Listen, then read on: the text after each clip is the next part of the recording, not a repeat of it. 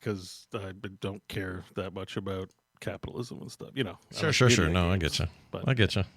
just All right. Well, let's in case do we this. find ourselves on different sides of a fence. Let's remember we love each other. Of course, it's all love here. Let's do the show then. I'm going to hit record so that it's official, and we can actually call it a podcast. Hold on a second here. Good thing we did a short pre-show because we knew the main show would be long. Yeah, we knew where that was headed. All right, here we go then. It begins in 3, 2, 1. いい癖ってのは抜けねえもんだな。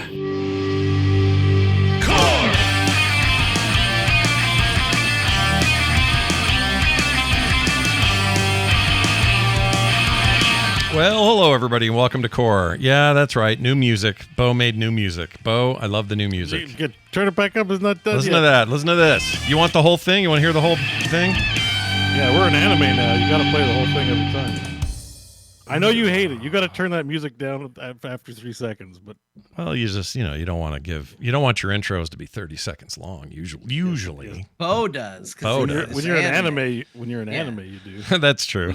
What you need to do is you need to put it like I say, Scott, Bo. I think you're gonna need to do it. You need to put it to like a cool anime style collage. Oh yeah. Where we're on bright, colorful backgrounds, but we're all colored out and bunch of cool text floating by, and then Scott will play the full thing. We have very video. We have very talented listeners. Somebody out there is really good at anime style art. You guys want to do a quick animated I intro? would love to see anime me so much. Shit. Yeah, no. Okay, but you have to make a promise. If that gets made, you're playing the whole thing every intro. Every episode. If somebody puts in the work, the whole intro every time. Okay. You can't turn that shit down midway through. You got to play the whole thing. Every time. I'll tell you what, if somebody does that, and we'll send you the raw wave file you can work with, so you got the best quality one, and you make that intro, I'll do it every week. And I won't stop in the middle of it. You can post that up on the Patreon too if you want and let people have it. Yeah, we can totally do that. All I want, I don't have many requests for an anime intro. All I want is at some point to do the anime glasses push-up. The second I got glasses, the only thing I could think was at least if I do the anime glasses push-up, I'll look cool. Yeah. And can I go a lot? Can I do that? Am I allowed? Yeah, that's okay. You should put that in for Scott. All right. Just make it part of it. It'll all be fine. Anyway, hey, real quick, something that happened that I just thought you guys would think was funny. My sister Wendy told me that she said this on our show on TMS this week. She walked in on her boys. She has 3 boys and a daughter. And her boys range from one who's just in college now, he's 18, all the way down to how old is Pete? He's 10 or 11, something like that. And they got a copy of Mortal Kombat 1. Or it was maybe 11, I'm not sure. Wait, what was the last one? Yeah, 11. 11 before 1, The last right? one was 1. Well, what was the one before 1? Was that 11? Or am I thinking, do I have that wrong? I'm going to say yes. Okay, let's say it was 11. Because this would have been 12. I think that's right. Anyway, they're playing one of those.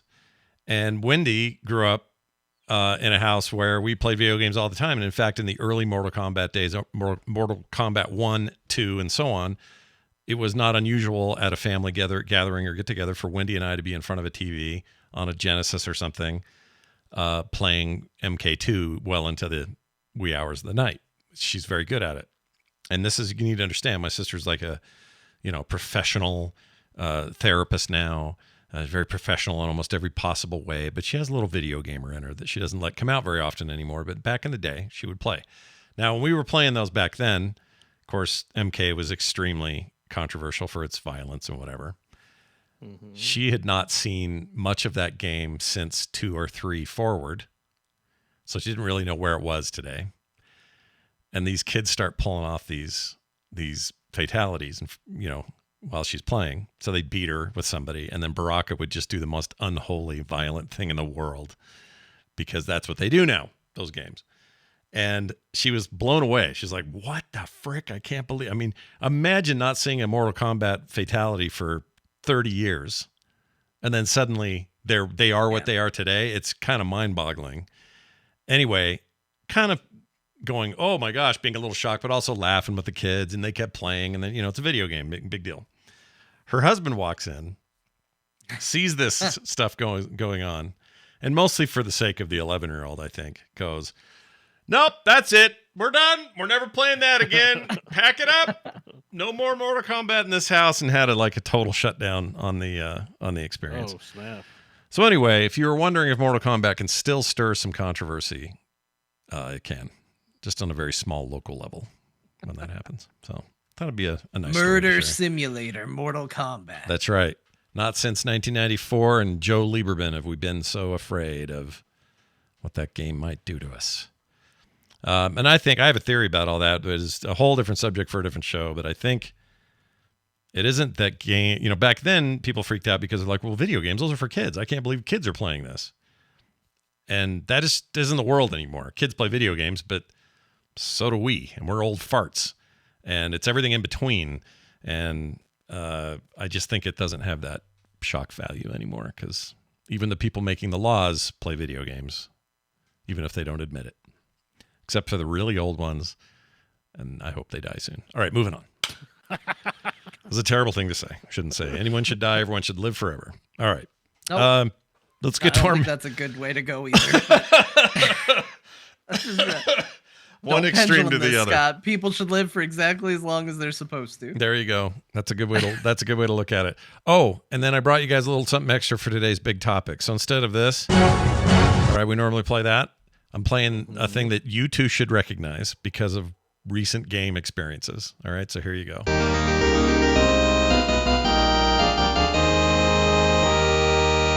You recognize it? Yeah, you know what that is. That's right. Isn't that when Yeah, someone it's- joins your party in How to Be a Dragon? How to Be a Dragon.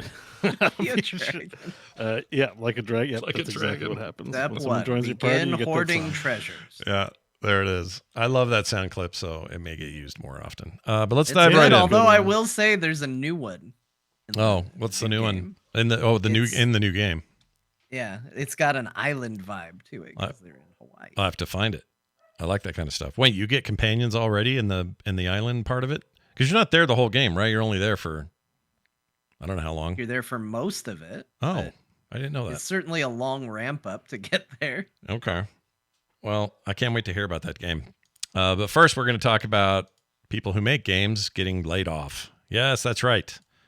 We had some pretty gnarly layoffs recently. I thought we were going to kind of end with the Riot ones, even though because 2023 was full of layoffs too. But the Riot ones were just last week, and they were making all kinds of noise and stink about that. It was some 300 people or something to that effect.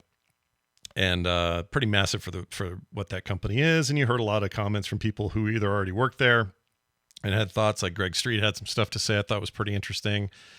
To Riot themselves, showing that they had a really good severance package that they do. And they do. It's pretty good as far as the industry standards go.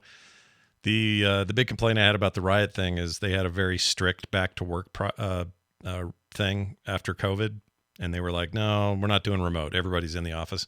And some of the people that got laid off, like the ones we're going to talk about around Blizzard, had moved to Irvine, California and areas around there. Very expensive place to live.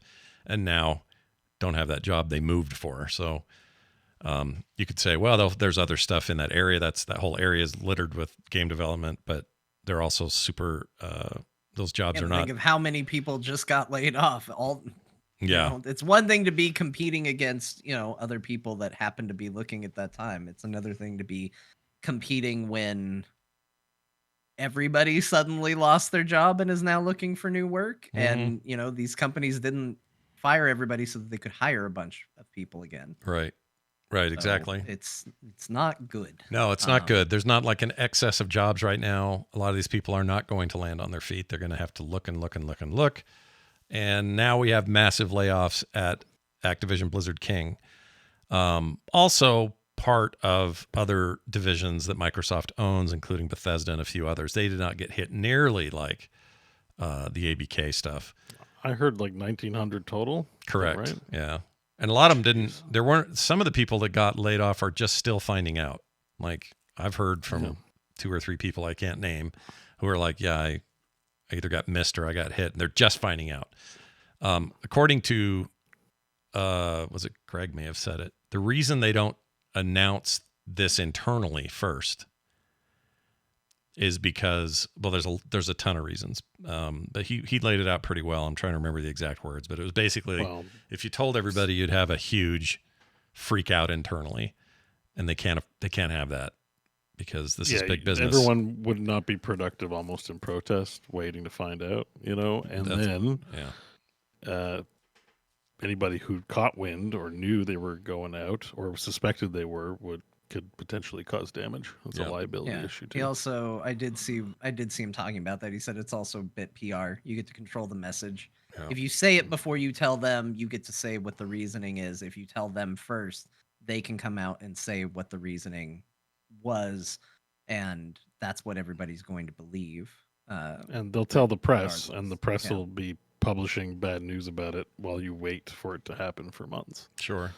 Yeah. And everybody's got real strong opinions about, well, they just did this merger and then Microsoft does this. How can you ever trust Microsoft again? And then I've heard other reliable sources say this has nothing to do with Microsoft. This was all in the works at Blizzard and Activision through Bobby Kotick before he left, and that he may have even put this off so it wouldn't be around the time or put it off so it wouldn't happen the same time he left. So it's that he wouldn't get strange, though, that Xbox would do some layoffs too. Yeah, they did do some. If there wasn't any involvement from them at all. Yeah, I mean, I'm not trying to absolve Microsoft. I mean, they just hit $3 trillion market cap, and the minute they hit that, these get announced. It makes no sense to me. You've got all the money in the world. There's no reason you had to lay anybody off. Like straight up, like you could. I'm sure spreadsheets show something that says, well, for this division to buy whatever. But if you are at a $3 trillion market cap, a place held only by who else? Apple and maybe one other company. I don't know who. Probably Tencent or somebody. This rarefied space where you literally have unlimited amounts of working capital. And then you just let 1,900 people go. Yeah. Or like they paid $70 billion for a company and felt the need to shave off $200 million a year. It's gross, man. It's gross. Like what? Like there's something like murky about this whole thing. Yeah, this one's a little bit weird. So part of it is Mike Ybarra, who was running Blizzard, is now gone also. That makes it weird. It is weird. People thought he got fired. His goodbye message doesn't sound like he got fired.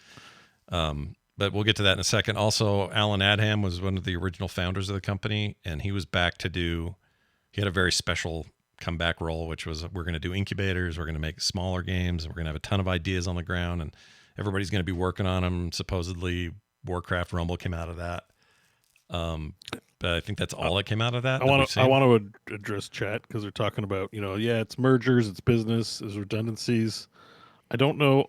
I'm just a little worried about what names we can say, who know what's going on with that stuff. Like, it's not redundant people that have been let go. like there's some, this layoff in particular, Blizzard is like hitting all departments in like crazy ways. Like a lot of people are just like, how did that person lose their job? Yeah. Like we don't need a sales department, buy sales. Like there's actually some pretty big talent at the company that's getting kiboshed. I think that there's like when we heard the merger was going to happen, there were a lot of people, maybe us included. I don't always remember what we say over the course of this very long show, but like layoffs do tend to follow mergers. It happens, or acquisitions or things like that. Mm. But there is a difference between what you might expect and this.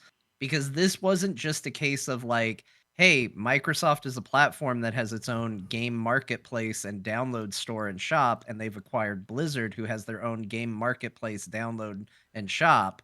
Like, you can maybe see all of a sudden maybe a way that doesn't merge together super great. We've wondered about that on the show. Like, what is going to happen between these two stores? They have two very different stores for a thing they now own.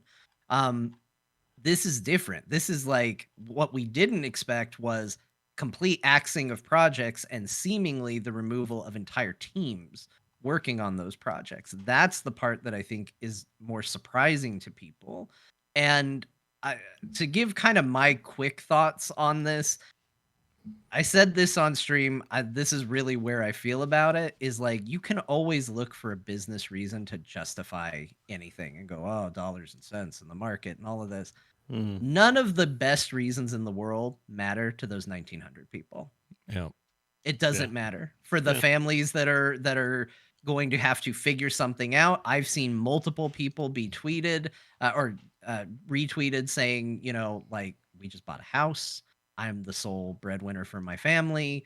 Like, we're going to have to figure things out. Brian Halinka actually had somebody asking him, do you think this is going to lead to more indie studios?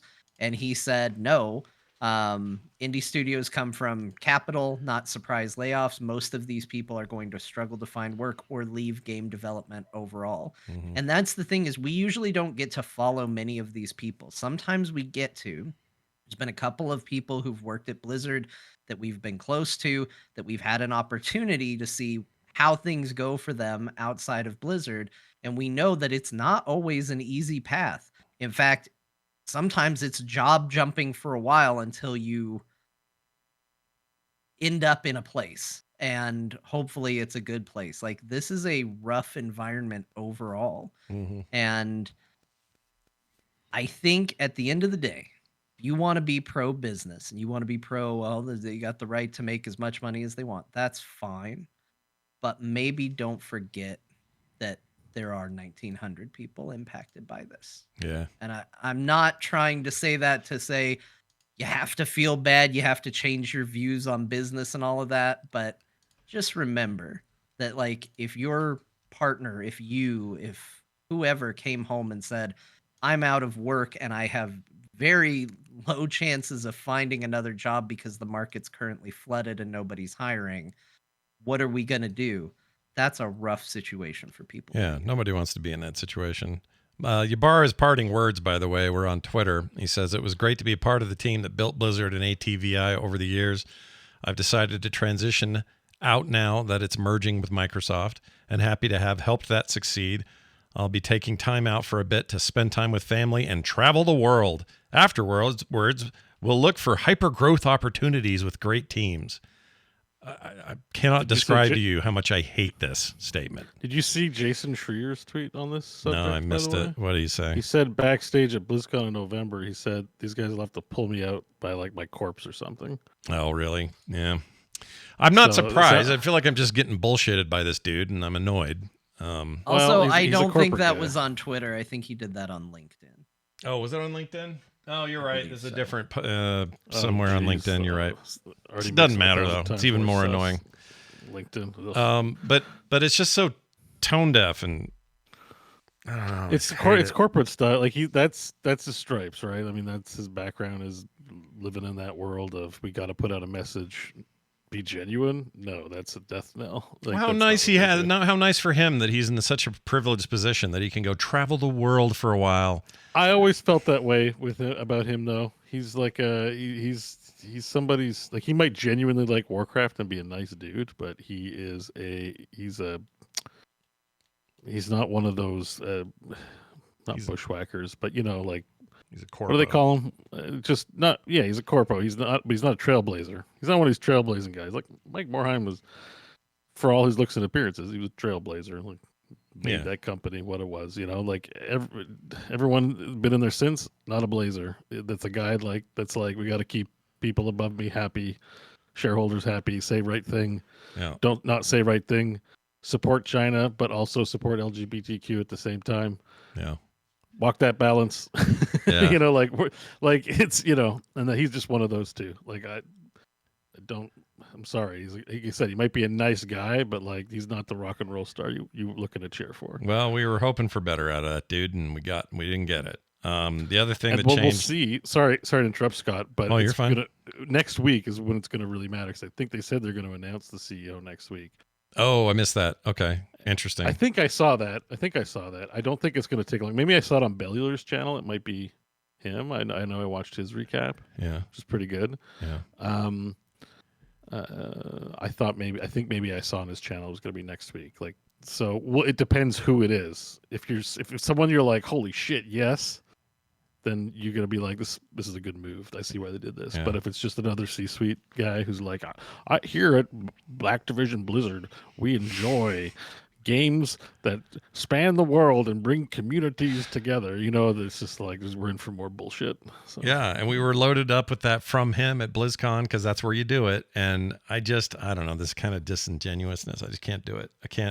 I got to stop being naive and thinking that people want to do better than that in these positions because they keep saying they do. They keep doing all this talk. I've never worked with better individuals.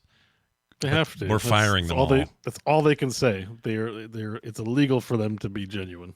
So it's my least favorite thing about this business. It's not just this business, obviously, but we're all very close to it. So they're at that scale. At that scale, that's how it's going to be. Yeah, it is a scale thing too. The other thing that happened was this. As part of this, the Blizzard survival game that they've been working on, codenamed Ellipsis or something. I forget the code name. The reason we haven't heard anything about it is because it is now gone, canceled entirely, and that entire team let go. All of them. So this was this one's a upon boner. Huge bummer to me. This one. The week that Palworld and Enshrouded come out,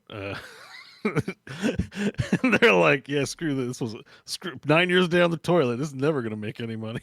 Yeah. Yeah. And like, it's not like, oh, they just canceled the game.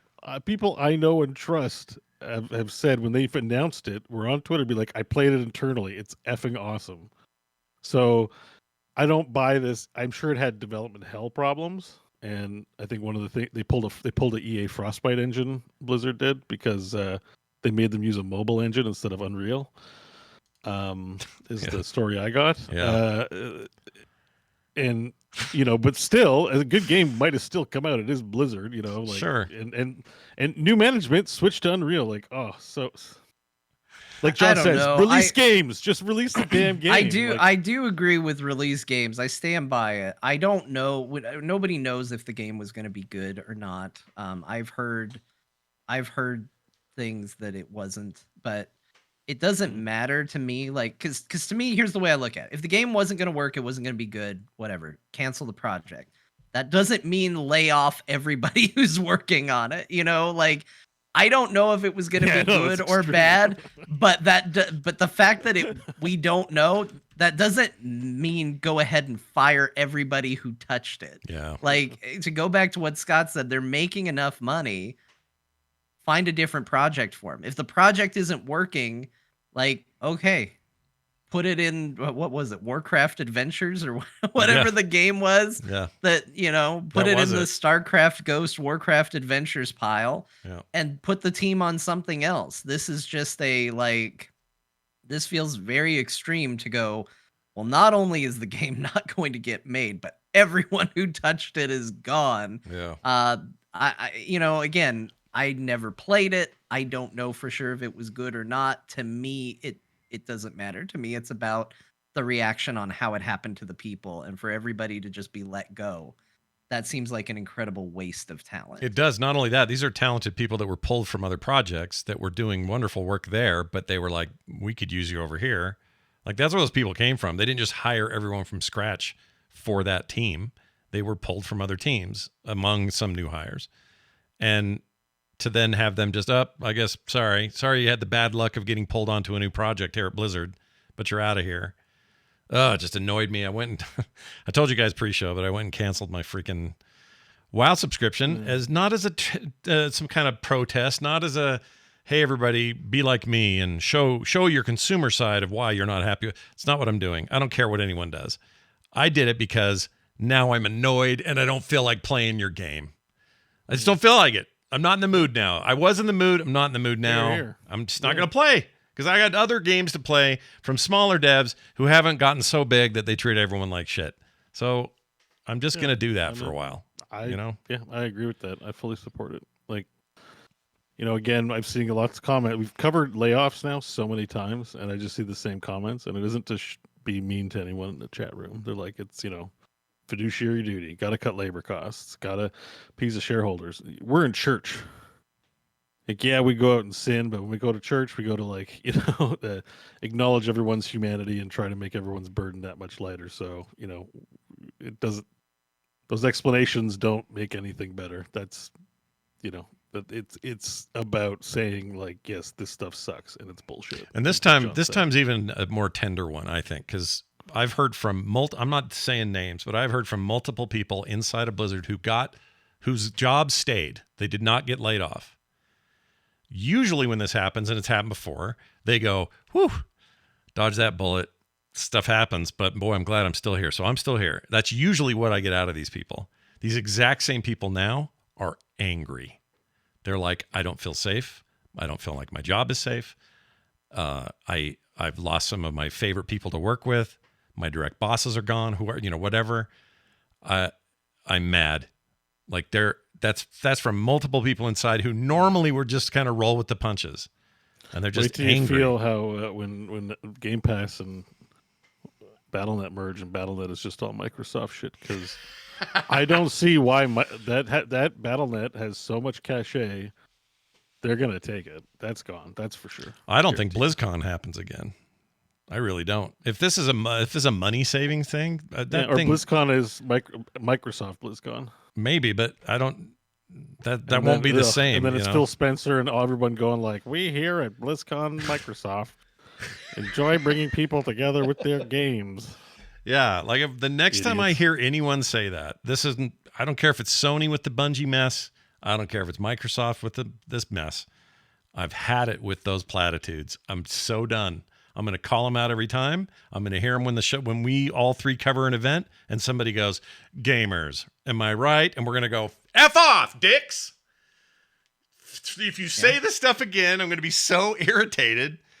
So, yeah. Anyway, I don't know. I think because they spent so much more money on this, they're going to be more hands-on than they were with like Bethesda and Arcane. Because I'm not trying to shit on Starfield or bring up that whole thing. It's a great game, but it did have a tepid response. I'm sure internally there's conversations happening about that. So they've been hands-off with Arcane, hands-off with Bethesda, and they're not turning out hits. Yeah. If that happens at Blizzard, Phil Spencer's gonna, shit himself while it's gonna be just a big giant pile of diarrhea flowing out of his pants. Yeah, on stage. He's gonna be mad. We're gonna see a different Phil. We're gonna see Prison Phil. Yeah. You might get Prison Phil. I don't want Prison Phil. Prison Phil sounds like a bad Phil. I don't want that Phil. What if he is Prison Phil behind the scenes and like the lovely Phil when he's on stage? I mean, he could be like again, the Ybarra thing is a constant reminder. Don't trust CEOs. Don't trust the suits. Yeah, they don't have your interests at heart. They can tell you that everyone loves it here. Blizz life for life, hashtag, peace sign, whatever. At the end of the day, this is a money thing because they're big. It's an industry, and this is what industries do, for good or for ill. You could say, I've heard the argument, well, if we didn't have all this, we wouldn't have the things we have. Like, we wouldn't have the games we get if it wasn't for all those things. Okay, but now we have them, and we can do better than this. That's all. And Microsoft has enough money. Nobody will do that Nintendo thing. I don't think Nintendo's perfect by any stretch. But Nintendo, remember back in 2013, the Wii U freaking tanked. It was a big bomb for them. What did Iwata do? He said, "I'm taking a massive pay cut, and so are these other executives, so that we don't have to let anyone go, and we keep our stock price where it needs to be." And they did. And they didn't fire a soul for that thing. Now, that may be Japanese culture kicking in a way that we don't get, or I don't know. But it's more of that, please. Yeah. I mean, I saw a lot of that quote, and it's funny because that quote goes along with what you said, which is, he said that the reason he did it was because layoffs eventually lead to hurt feelings and hurt reputations. I'm paraphrasing a little bit, but basically that it tends to build ire in the consumers and the people who work there. And uncertainty, and that's what you're describing from the people you talk to. Yep. And it's the direction I see it going. I think Blizzard has taken enough lumps lately, and justifiable on most, if not all of them. But they don't necessarily need to then, in addition to an underpaid workforce, have a upset workforce too. Yeah. Yeah. And I mean, Microsoft, in my opinion here, whether it's mostly coming from an internal Blizzard plan from months ago or whether this was a Microsoft plan, or even if they just came and said, you guys need to cut this much money, figure out how to do it, and then they're hands off. It doesn't matter to me. The bottom line to me is Microsoft has a $3 trillion market cap and more cash in the bank than anyone's ever going to spend. There's no need for this.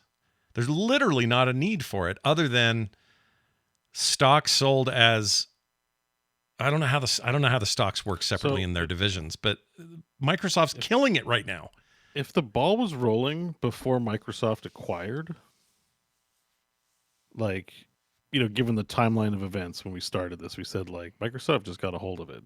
Was it really them? I mean, and it's like, like if the ball got rolling before they got involved, let's say, then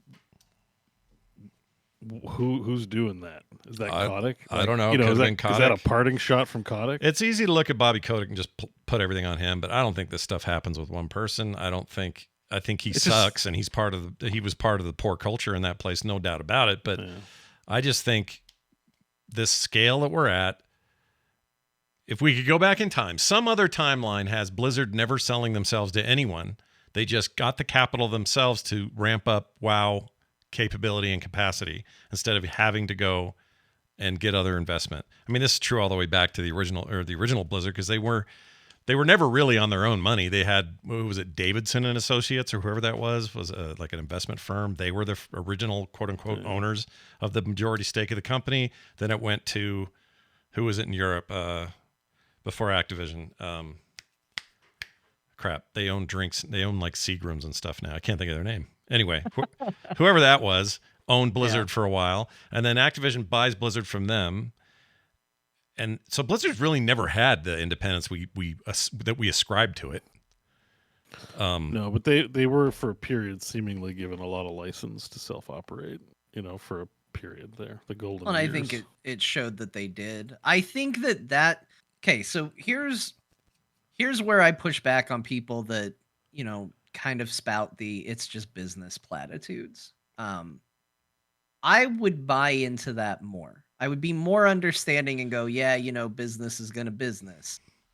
If these layoffs felt intelligent, but they don't. It feels like, well, scrap that project. Okay, well, what are we going to do with the people? I don't know, fire them. It doesn't feel like any of this was targeted intelligently. It feels like this was targeted to get it done quickly and efficiently. Right? Like, am I crazy in thinking that? No, it doesn't. No, because Microsoft you don't comes see, in. Oh, we canceled the game and got rid of the entire team. There was nobody of value on that team. I don't believe that. Mm-hmm. Like, it doesn't make any sense to me. Yeah. No, they're going to be hiring people in 6 months. I mean, Microsoft comes in. What are you guys doing? How can we help you bring this company into the new age? Like, I don't think Microsoft buys it just to let it keep on rolling as is. Like, it's to do something with it, which implies investments coming. So, like, cutting also doesn't make sense. It's like, if I buy a company that's worth $1 million a year and I'm a venture capitalist, it's because I'm going to come in and be like, I got lots of connections, I got investment capital, we're going to juice you for $10 million and bring you national or something. Like, so, like, how do you juice a company like that? Well, it's going global. Microsoft's going global with their gaming. You're welcome to participate, other global company. We're going to juice you. So, like, cutting doesn't make sense at this point. Like, I get the whole, you have a new owner, get rid of all the troublesome people. That's like common wisdom in new management, is just like do all the firing right at the front, right? But like 1,900 people, a whole game just gone. Like, that's what John's saying is not intelligent. Like, yes, I think that's an astute point. Like, I it agree. doesn't look intelligent at all. It's like, no. But aren't you here to like help juice the company? Like, why are you taking the juice away? Yeah, why do you want them then if you're going to gut them?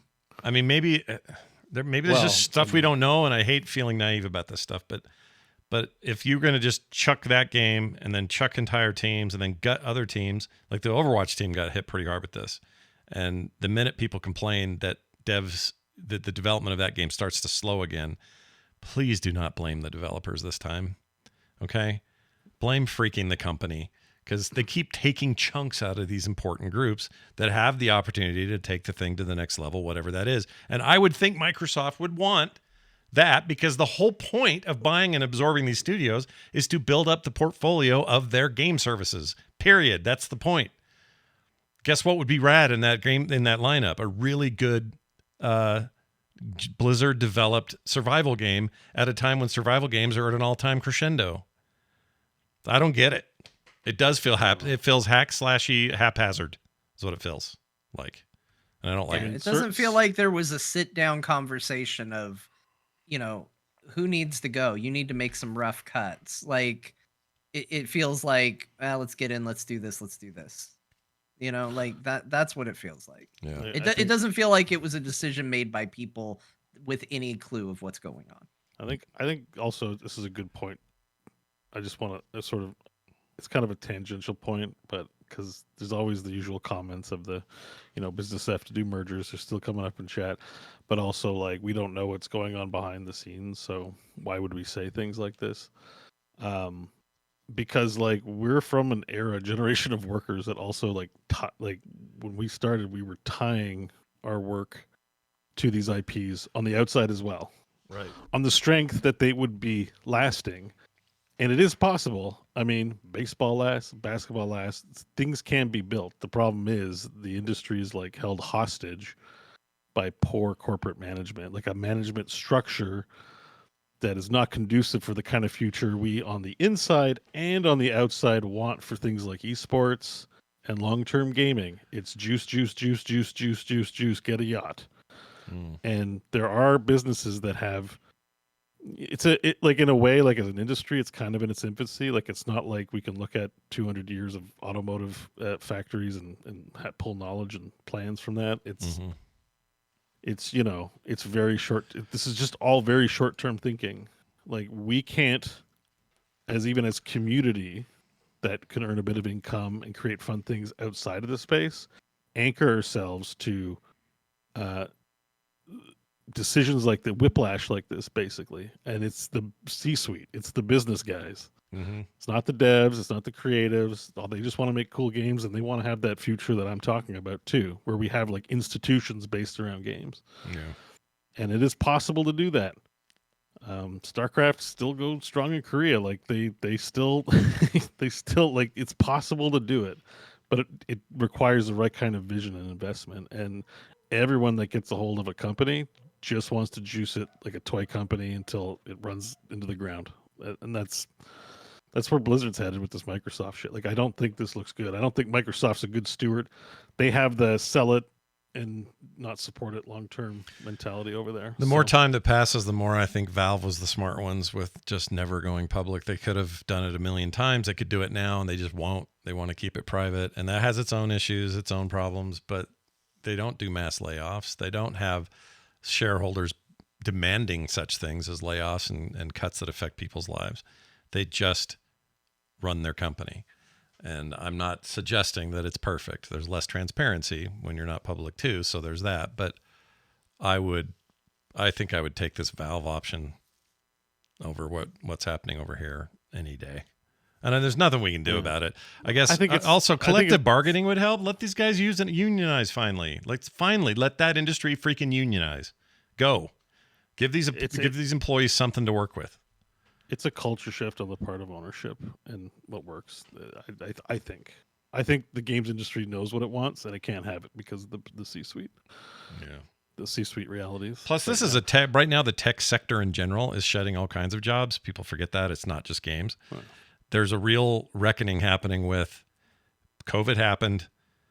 All of those things took off and made a crap shit ton of money because everybody was stuck at home. Everybody was like, well, we should buy a console. We should subscribe to a streaming network. We should do this. We should do that. All this tech. I remember when you couldn't buy webcams for about a month. They were all out of stock everywhere. Total shortage on webcams because everybody had to work from home. And then there were new webcams that came out of nowhere from China saying, we're a hot new webcam, buy ours. And they were cheap. And so everybody's flooding the market with those. Well, now we're on the other side of that, and all of that has slowed. And now we're just paying the price.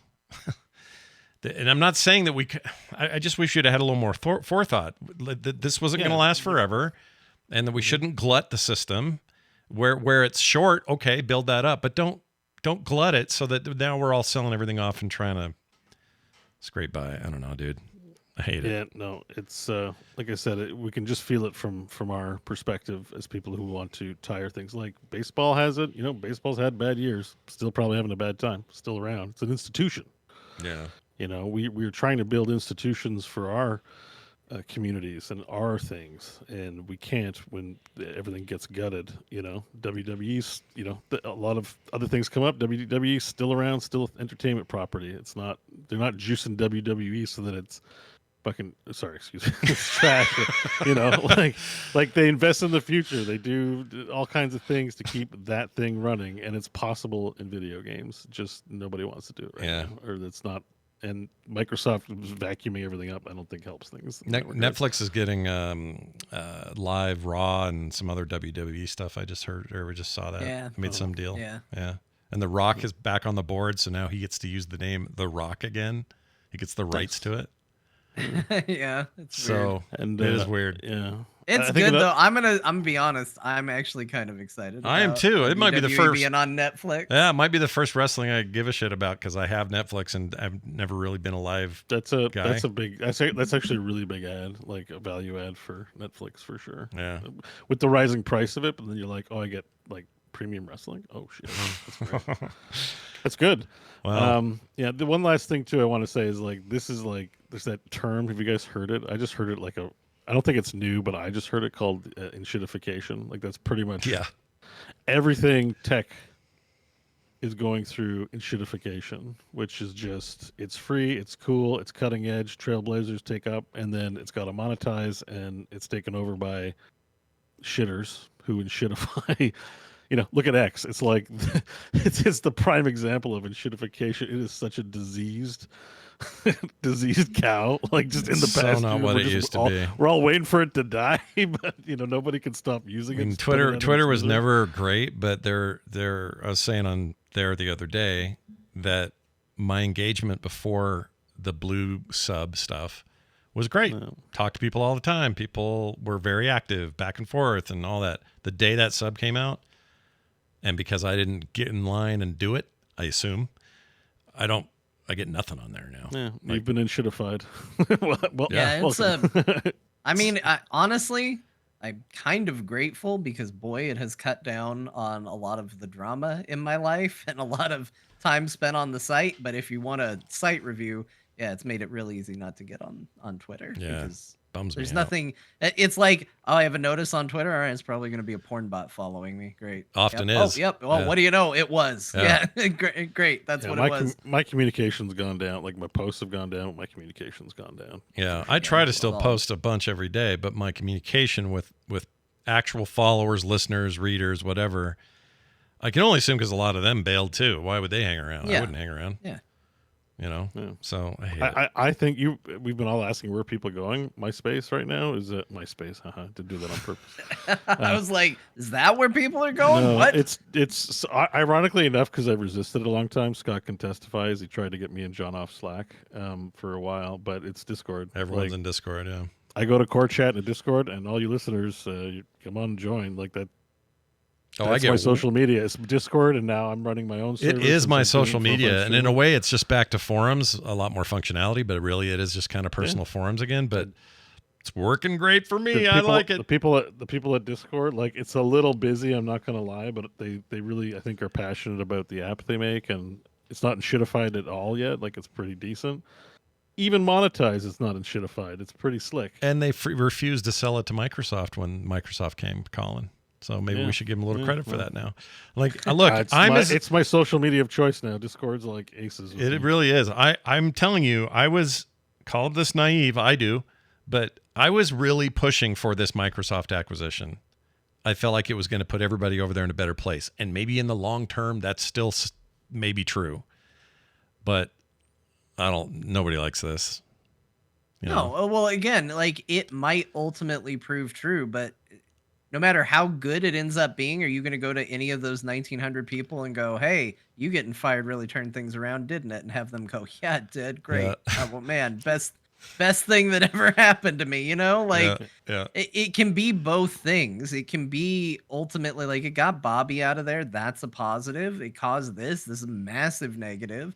Like we don't have to look and call things 100% a win or 100% a loss. Like sometimes things can be multiple things. I think Blizzard's future is very uncertain. I think we were a lot more hopeful. This, I would definitely say, is a big strike in the unhopeful side of things, but we'll have to see where it goes. Yep. You know, we've been told we just got to do this one layoff and everything will be great. But like 5 times it's happened now. So yeah. forgive us if we're a little like piss off assholes. Yeah, you know? it does feel. This just feels like one too many, and not that any of them were good. None of them are. But it just this one feels like just such a stab in the eye, and we just got through a bunch of this crap last year. I've already forgotten half the companies that laid We've everybody covered off. it like a bajillion times, especially when it's Blizzard. Like I'm swearing, Half like, the I'm time we almost- don't cover it because we feel like we've covered it and had the conversation Yeah. enough times that we don't need to have it Exactly. again. This one I was just too big to ignore. Too big to ignore. I had a little bit of a feeling when this first announced, it was like, layoffs. Like I don't want to talk about it on the core, but it's like it's big enough that it registers and needs to be talked about. But like I was very much like, here we go again. Like Yeah, same. boring. Like not to minimize the people who lost a job. It's just that's how much we've talked about it. It's Yeah. not new. It's not really like exciting news to talk about. It's or like just like even- mass shootings. Eventually, you're just like, I can't talk about another Yeah, mass shooting. yeah. You just it's like, what can you do but throw up your hands? You can't have an 8-hour conversation every day about the latest one. 'cause- No. With this show, it'd be no fun. We got to talk Well, about Bo's lake runs and things like that. Yeah, we got to get back to pooping. We gotta make time for how Bo poops. Yeah, make time for lake time. All right. Well, we'll get off this subject for now and Should move be into on it. our first shirt. If we ever do a shirt, make time for lake time. Make time for That lake is time. good. It's not With bad. just like a dark shirt with like water ripples and just Bo floating in the water, looking up at the stars. Yeah, I feel like that needs to be on the back of a Buick or something like that. You know what I mean? Mhm. Like it's make a sticker time or for lake time. yeah, like it's the new. What's the one you often see? Oh, What is it? Off-brand one- Calvin peeing on stuff. There's like a tropey one that's like in people's ears. I can't think of it. I was thinking of the off-brand Calvin Seen as it in well. 100 movies. Off-brand Calvin. Yeah, the Calvin and Hobbes, Calvin from Calvin and Hobbes peeing on a. What does he usually pee on? Just Anything. He's just peeing. Yeah, he just pees. Anything. Yeah. I hate the testicle sack they put on some trucks. That one really gets me. I don't Yeah, like that one. but there's like one like Groovy Time. I can't remember. Hey guys, It's like in movies all the groovy time. There's something like sticker on back of truck. I Like, isn't it- just googled sticker on back of truck. Popular stickers. No, isn't it like "Don't Tread on Me, Man" or something like that? Oh, Don't well, tread that's on me is one. yeah, that's a. Yeah, that's- It is "Don't Tread on Me." That's what I'm thinking of, right? No, all right, those people. Whatever. I'm just saying that can be ours. They never say Lake don't tread time on for it. lake Make time. make time for lake time. My problem. Listen, before anyone emails me, because I rolled my eyes at the "Don't tread on me." My problem with the "Don't tread on me" crowd is, hear me out, is they are just fine with anyone treading on someone else. They just don't want to get tread on. So in other words, don't tread on me, but everyone else's game, including me, meaning them, will tread on them. So if you really mean it when you say don't tread on me, apply it to everyone equally, you dipshits. All right, moving on. Let's get into Good that you sidestep the emails you might.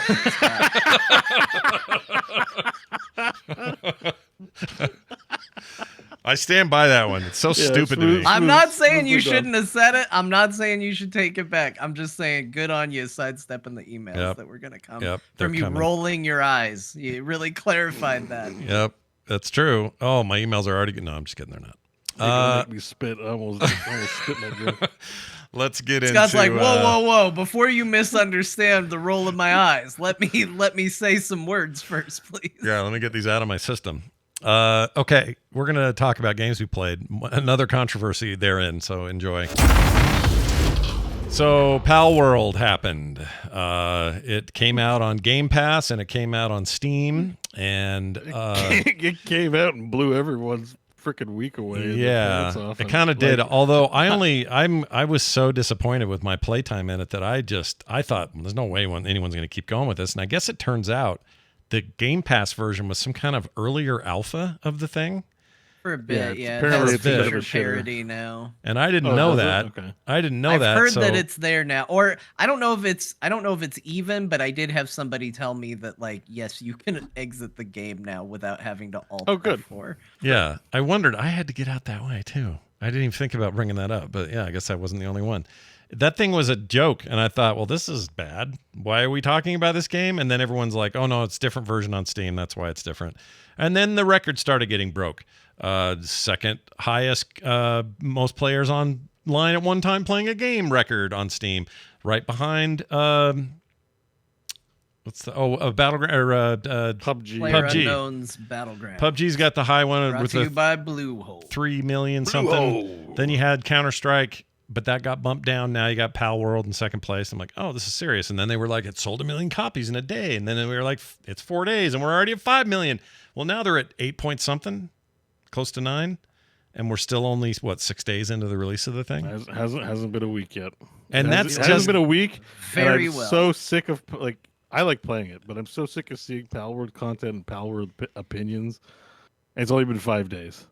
Yeah, I It can't. usually takes a little. I'm just like we're gonna talk about it and it's cool, but like, No, you're my- not wrong. Look, I'm the one who put it in the show notes, and I put it this way. Palworld versus Pokemon is strangely the biggest topic in gaming, so I guess we have to talk about it. Yeah. That's how I feel. If you want, here's John's full thoughts on Palworld.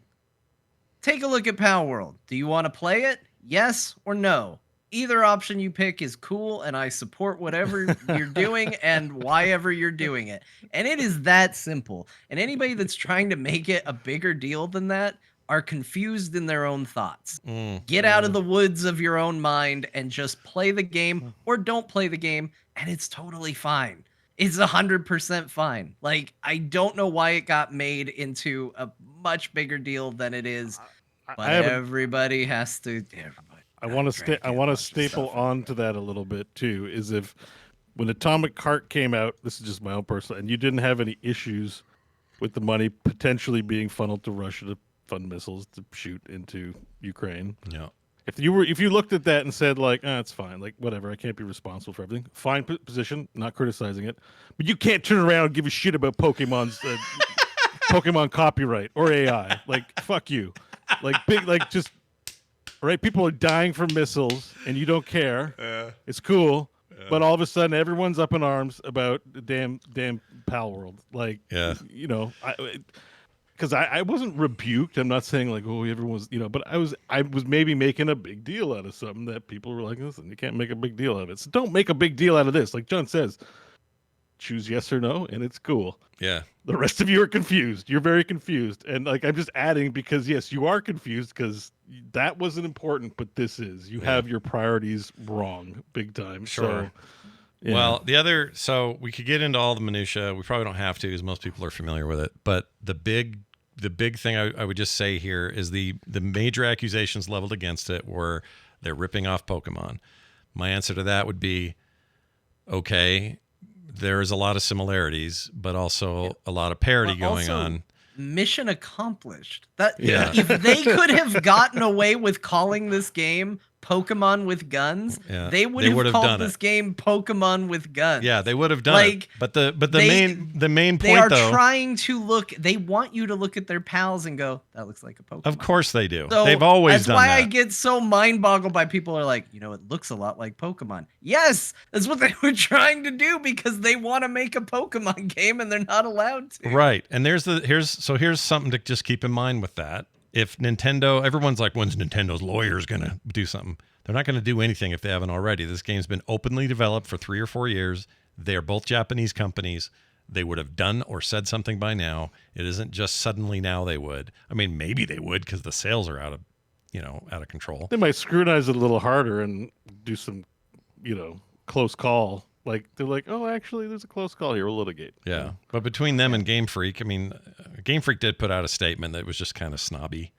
They were just like, we'll look into that game. Yeah. Oh, This is yo, kinda yet what they another say. clone. We have them all the time. Yeah. We can't We Can't can't help it. possibly look into all of them immediately, but we will certainly look into it at the appropriate time. I think what The pissed wizard people off. always arrives when he means. This is to. what I think. This is what I think people are pissed about. I think people are mostly pissed. Those who have a strong opinion on this are pissed because the game, they have their beloved Pokemon. Along comes this thing that seems a little on the janky side. It's early access. Certainly, the Game Pass version did it no favors, at least initially. You know, they see this and go, well, you're cheapening the brand, you're doing whatever. And then they got to really reach for stuff because there really has been no proof of any AI stuff at all. If it was, it would be in direct violation of the new policy over at Steam. And you can get conspiratorial and say, well, Steam loves the money. Why would they? They're not going to take it off. It's too much money. I get it. But during the approval process originally, when no one thought it was going to sell anything, that would have been when they would have done it. Same with Microsoft. Both have rigorous rules that they have to go by. So that's one thing. I don't think the AI accusations... I think the AI conversation makes sense because we're all having it. Everybody wants to talk about AI, and video games are a big point of contact for AI meets technology, and so we're going to talk about it. But you just level those accusations with nothing, except for maybe you heard it on Twitter or something, is lame, and I hate that. Well, it seems like most of the people want to level it because the one guy is like pro AI, and for whatever reason that immediately equates, well, then obviously he used it. Well, then all of Final Fantasy is pro AI then, because stop playing Final Fantasy 14 because who knows? Clearly, it's all AI not now. To you, John. I just mean like. I know. I was gonna say I don't not to you. think this. No, but everybody's to you. mad at me all of a sudden. I'm just saying. I'm not mad at was you. I online. realize it might be interpreted like I'm talking to you because I'm looking at your camera, You're doing but the I royal mean- you. The royal you. I mean, Yes, everybody. yes, Royal me. if you're just like AI is a problem, well, guess what? Like every company in its mother company is investing in AI tools. Like so, Microsoft just bought an entire company based on it. Final Fantasy put out their yearly thing Yeah. that is trendy that gets people mad. now We're gonna be big on so it. we're gonna this pick year. on Palworld. We're gonna pick on Pocket Pair.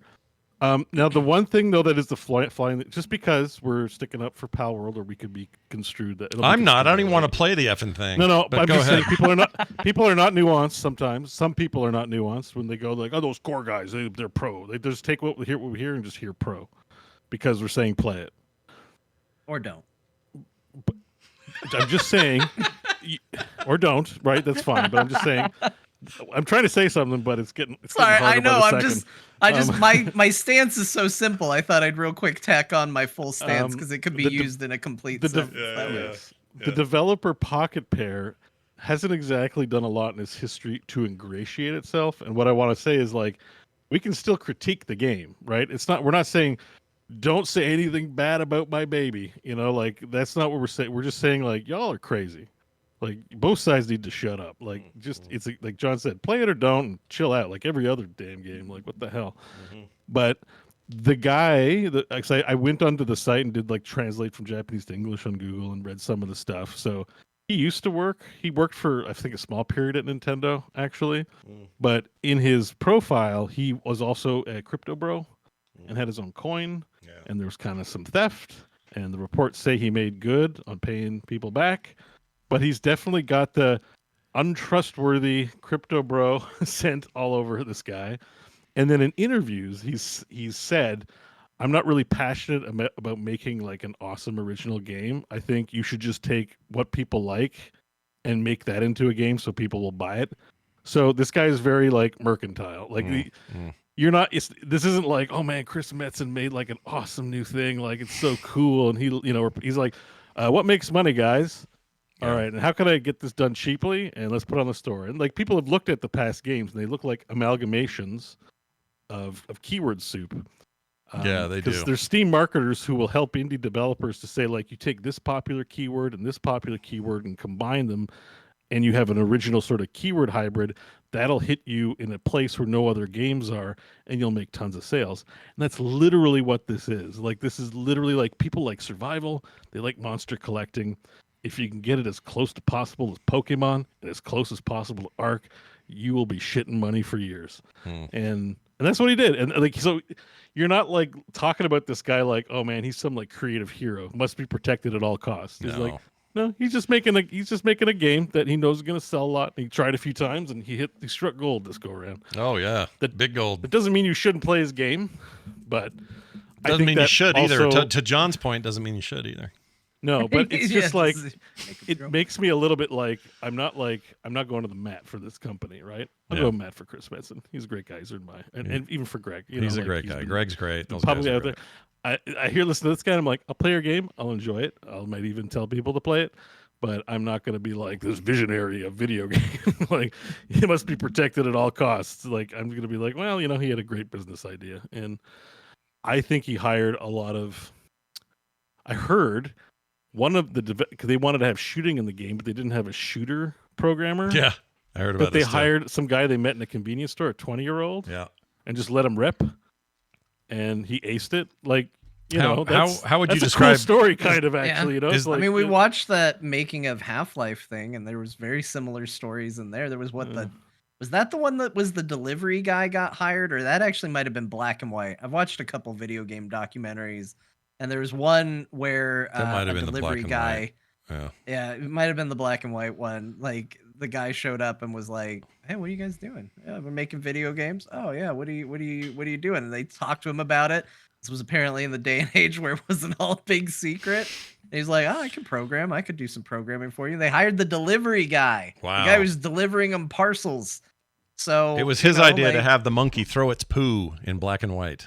maybe Yeah. I don't remember what all it was, but yeah, I think that game. Here's my big hope for this game. Like honestly, I hope that the Pokemon Company, Game Freak, I hope they look at this and learn something from it, because I don't think this game's perfect. I don't think this game is without its issues. I do love Pokemon. I grew up with it. It's a brand and that I really like. It really gels with me. It hit at the right time. I was the right age for it.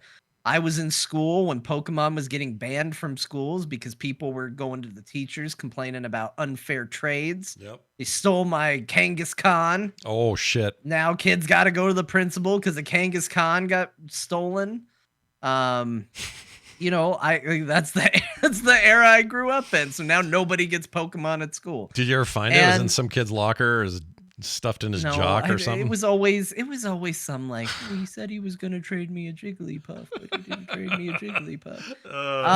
That is a but, blood like, sport, man. It was dumb. I was at school for a lot of dumb bands. I was at school for a Pog band, and I was at school for a Pokemon band. But anyway, it means a lot to me, and I have lost interest in the Pokemon games over years. I don't think it has been as interesting. But what has been interesting is I started playing this game. I caught this would be my second pal, technically.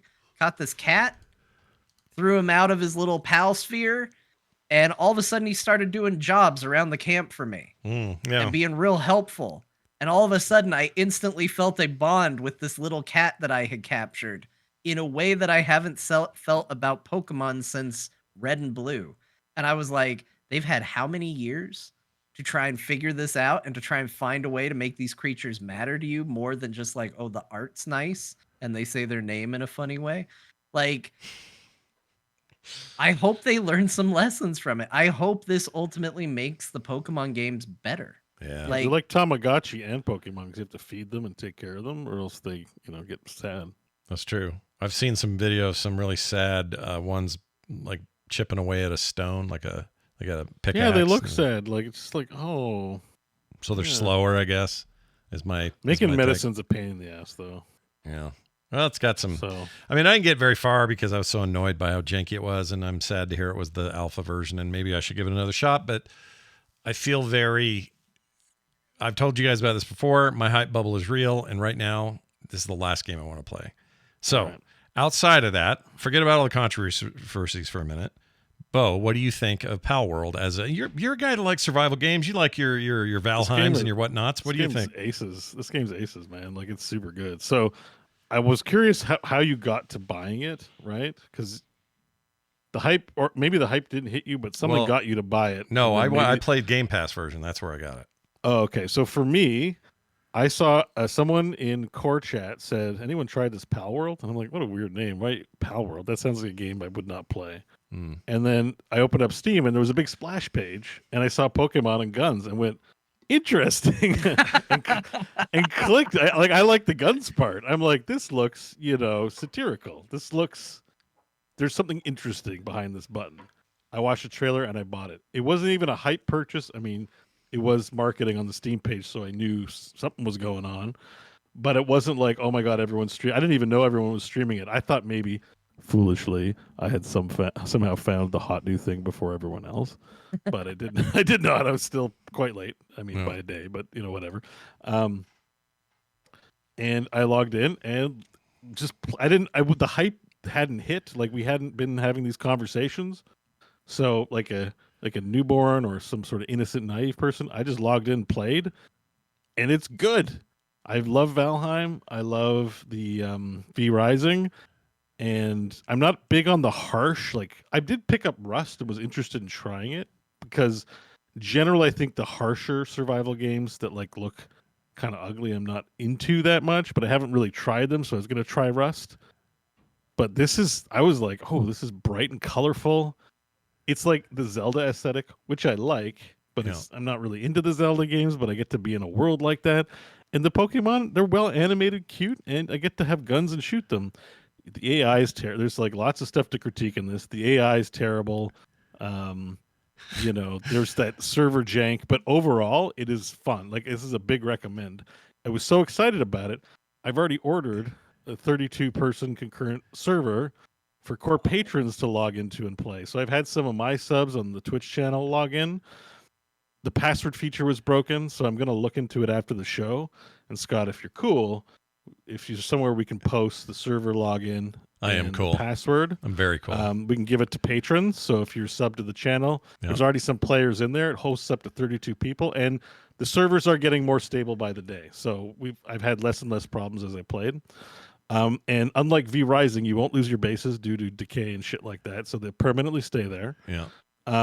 And I already met some players out in the world, and this has like some bosses and stuff. It's just neat to log in and play with people. Also, if this ever do take the server down, I download the save files and can give it to anyone who wants to continue their save on their own. But yeah, come join my server where we play the game, and really just to get back to the actual substance of the game, 'cause you asked if it was good. Many of the pals, not Pokemon, I call them Pokemon all the time, many of the pals have upgrades where you can do extra things with them. Like you're showing this bird guy, I can't remember what he's called, like Nightwing. There's another player on the server, that's BEAU there.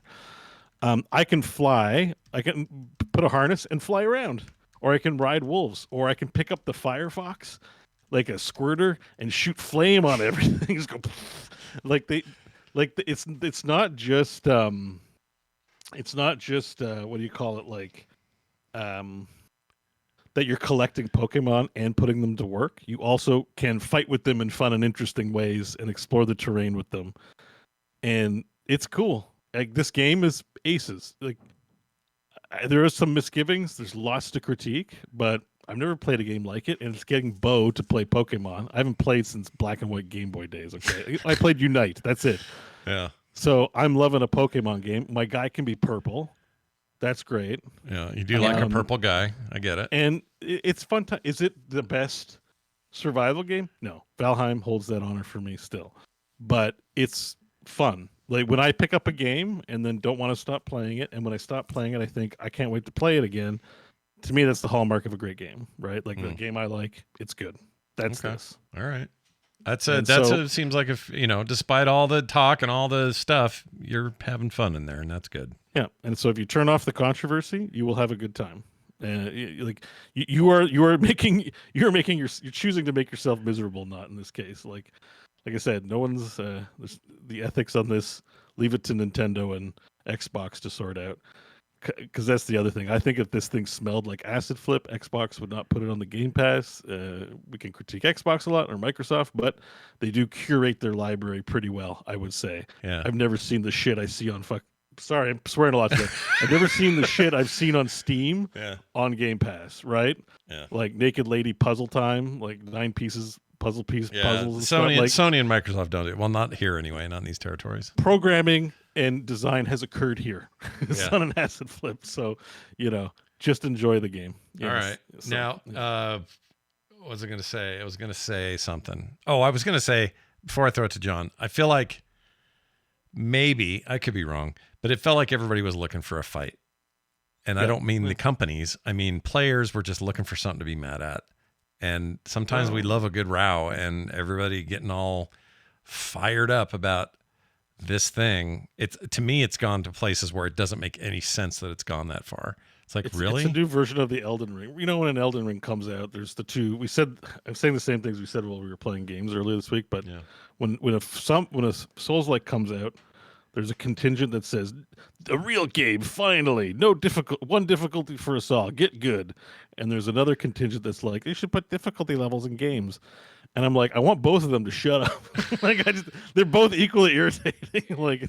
And that's kind of what this is. It's like, AI is the future. Suck it, Pokemon lovers. And then Pokemon people are like, no, my Pokemons. These aren't real. These are fake Pokemons. You should buy this. And it's just like, shut up. It got such a crescendo. I was just like, ugh, uninstall. I don't want to do this right now. Yeah, and you're making Scott not want to play, and I got a server. You could come play it, and we'd have a great time. Well, I might do. Do you know if it's cross-platform? Because I'll fire up the Game Pass one and just give it another shot. It's definitely. I think it's cross-platform on PC. PC, okay. I just don't know about the console version. I really can't. I've heard from people they can't log into private servers in console. Yeah, I wouldn't be surprised. I don't know if that extends to the PC version. And the fact that it's early access, a lot of this stuff changes over time. So we'll see what happens. John, let's hear your take. You played more than me, so what do you think of it? Yeah, I think this game's great. This game's awesome. I'm not the biggest survival game fan.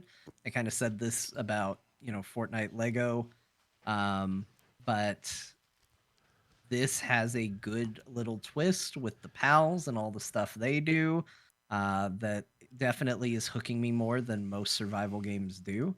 And I think it's charming. I think it plays well. I think that a lot of things that irritate me in other survival games, this game doesn't seem to do. It was very easy to understand and just start kind of getting going on it, and I'm having a lot of fun with it. Again, my big takeaway, there's a lot of stuff that are edgy, things that people point to. They're like, you can butcher humans and eat them, and you can butcher your pals and eat them too, and that's fine for this game. But it does also make me hope that I hope that we get some evolution in the Pokemon games as a result of this too. This game is doing some very, very cool things, and I hope that more people do stuff like this. Pokemon is such a cool concept that goes sadly extremely untapped by Nintendo and Game Freak and all of that. It feels like every time they step outside of their comfort zone, it is for something that feels more akin to a mini game than its own video game. And then when they're doing their main titles, it feels just very, very safe and well, it's this again. We put some more in it. We took some out. Now they're at the point where they just take Pokemon out these days. So I to me, this is a really cool glimpse of what other companies or even Pokemon could do. And I think hopefully this being a big hit leads to some of that stuff. But for the game itself too, I also really like the game. I'm going to stick with it. It's something else take its place, but I will come back to it for sure. I was going to say, we got a certain curly-haired purple suit wearing Yakuza member who's probably going to bump you guys a little bit on what you're playing. But anyway, well, there you have it. That's our look at Palworld. Let's dive into some other stuff that we played this week, including all three of us played Sea of Thieves, the new, Season 11 content, which just launched, which includes a bunch of fast travel stuff, some quality of life stuff. We didn't get to mess with as much of those features as we had planned, but we ended up playing a really great 3-hour session of Sea of Thieves and had a total blast doing it. I think I finally get it. I played before a couple of times with some other people, one time with some randos, a few times on my own. There's a lot I already liked about this game, but it was never enough for me to go, well, I got to get back to this and play more all the time. Playing with you guys was so much freaking fun. Yeah. Now I'm convinced this is like a permanent rotation, this game. It's very, very good. And I get it. I finally understand. They've captured that pirate stuff really well. We are on the heels of actually Skull and Bones coming out. I'm very curious about how that actually turned out. Because it would be interesting to see what competition does in this space. But after playing this and having a good time with you guys, I'm like, well, what else do you need? This is pretty rad. Like, this is a good pirate game. Like, you're playing it at the apex of like all of its updates, quality of life. Like, it's the best. It's probably the best time to play this game is right now. So it's great. Yeah, real good time. I don't know if we have any deeper thoughts than that, other than play with your friends. I still think the solo experience, I wish it was better. Like, I wish they just gave me a skiff so I could just go screw around sometimes. Like, I don't want to play as the dominant way, but I wouldn't mind having more. So it's worth pointing out, it's not like an I told you so don't take it that way, but it's worth pointing out that like the lack of PvP is what finally made us like, yeah, we can play at our own leisure and enjoy it. And then when you got in and got into the PvP loop of someone sinking your ship, and then we were gonna sink someone else's ship, and we did sink someone else's ship, and then I was like, okay, let's go back to a not PvP server. You're both like, no. Yeah, no, you're right. You're right. And I was like, it just made me happy because I'm like, this game really just kind of, it's like a story generator. Like, it's not like a deathmatch thing, although it turned into that at the end with the two guys. but it's like there's like a story. It's like we're creating stories. We all have to work together to accomplish goals. It's cool, and I'm glad you guys responded so well to it. It was fun. It's really fun. Took us a minute to just I get think our hands people around should it. watch our VOD because there was great moments, and we had Jocelyn there shouting, giving us advice and telling us what to do and stuff. It was great. And we were doing things not entirely wrong, but there were times where we were like, we don't know. Yeah, well, it's like our first like session where we're trying, everyone's trying hard a little bit, and it's like, of course, there's so much. The problem is, I'm always gone from that game too long that I have a vague sense of what to do, but not the exact specifics. Yeah, and there's knowledge. You do learn things as you go. Like you can charm snakes with your musical instruments. It's also champion of water tech in the history of video games. I've never seen cooler water in my life. So good. Yeah. Anyway, that should be a category at the Video Game Awards. And Best water of the year. Every year. Best water of the year. Just constantly winning. Sure. It's also maybe the best case for each of us streaming on our own channels of any game, because I know people really responded well to being able to see the different things we were getting up to. Like, like multi-stream? Yeah. Like, so you guys remember when you sent me on the assassination mission to go kill the skeleton up on the top and stop the cannons from firing? We fired you out of a cannon, didn't we? What you didn't see is that I continued to shoot the cannon at you guys for a considerable amount of time afterwards, and kept going, oh yeah, there's another skeleton up here. I gotta get him. There's just another skeleton. Yeah, Bo and I were like, oh, that one was a little too close. I don't like where that landed. We were freaking out. That's funny. Messing with us, were you? Oh, John is the most like, when he always talks about being rogues in games, he's a rascal, dude. Rascal. Full on rascal behavior. Yeah. Yep. It's like, where'd John go in Dwarf Game? Oh, I don't know. He built a tunnel someplace where we didn't get to use it, or, he's just got that thing going. And I like it because he's a true rogue. He's not just a rogue player. He's a rogue. He's a real rogue in real life. And you fired cannons at us like a bastard. That's amazing. Nice job. I mean, I didn't hit you. No, you didn't. Fine. No, we were fine. But it was fun. It's funny to hear that because I was concerned. I'm like, how hard are these to kill up there? And it was you. It was you the whole time. No, I killed him real fast. He died real quick, and then I was like, I got cannonballs with me. Yeah. Game's great though. A couple shots. Just see if I can hit the ship from here. I think these the additions of the new season are really cool based on just what I knew that was there before. But like we say, Bo's right. We're coming in at a time where it's kind of at the best it's ever been. But it just felt great.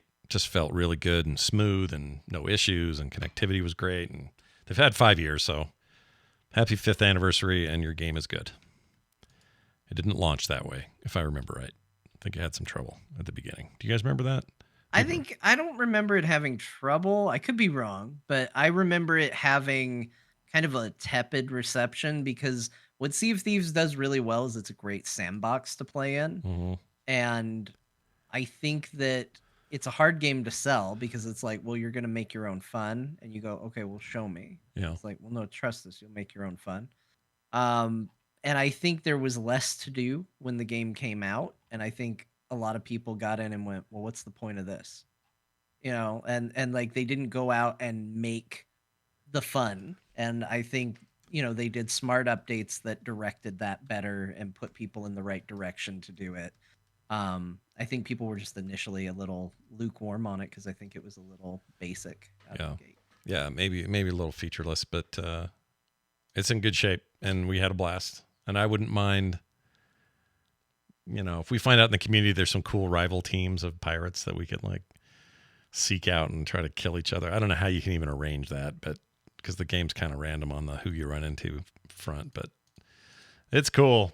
More of that, please. Man, we killed those guys. I stole their boat at one point. That was the most fun. Shit. Gutierrez, was that the one? The Gutierrez boat with the lady who wouldn't die? I hated her.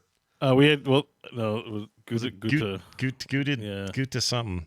Goody Goon. There's also Alex. Oh, yeah, Alex. And they kept popping. The problem is they were staggered on their respawns, and so were we. And so it was like, I don't know what to compare it to. It's like when we would play Heroes and we'd get totally off our whack with that. But we'd show up, they had one of their long range weapons. Oh, by the way, just a small little art fart thing that I love about this game. When you use the Farsight gun, is that what it's called? Mm-hmm. Anyway, it's a sniper. The long gun. Yeah. It doesn't have a built-in reticule or a crosshair. Yeah. It's the glass of the thing you're looking through is all warpy and effed anyway, but it's got two cracks, and they just kind of meet in the middle, and that's the crosshair is where the cracks meet. It's amazing. Love shit like that. Anyway, that game's great. We should play it again. It's on our list. Let's keep going. You guys also played Yakuza Infinite Wealth. How far did you get? Yeah. To be fair, it's the first 10 hours, so not far. Okay. Yeah, not super far, but enough to know. I'm far enough to know that, man, am I happy with some of the changes they made to this video game. Like, it doesn't have a lot on the surface. Like, if you look at it, it's going to look a lot like Yakuza Like a Dragon. But they made... It's one of those amazing things where when I played the first one, Yakuza Like a Dragon, I was like, this combat is so frustrating at times because I feel like I should be able to move around, but I can't. I just kind of arbitrarily do it, and the enemies arbitrarily do it, and then I'm supposed to be hitting groups of enemies with things, and it doesn't ever work.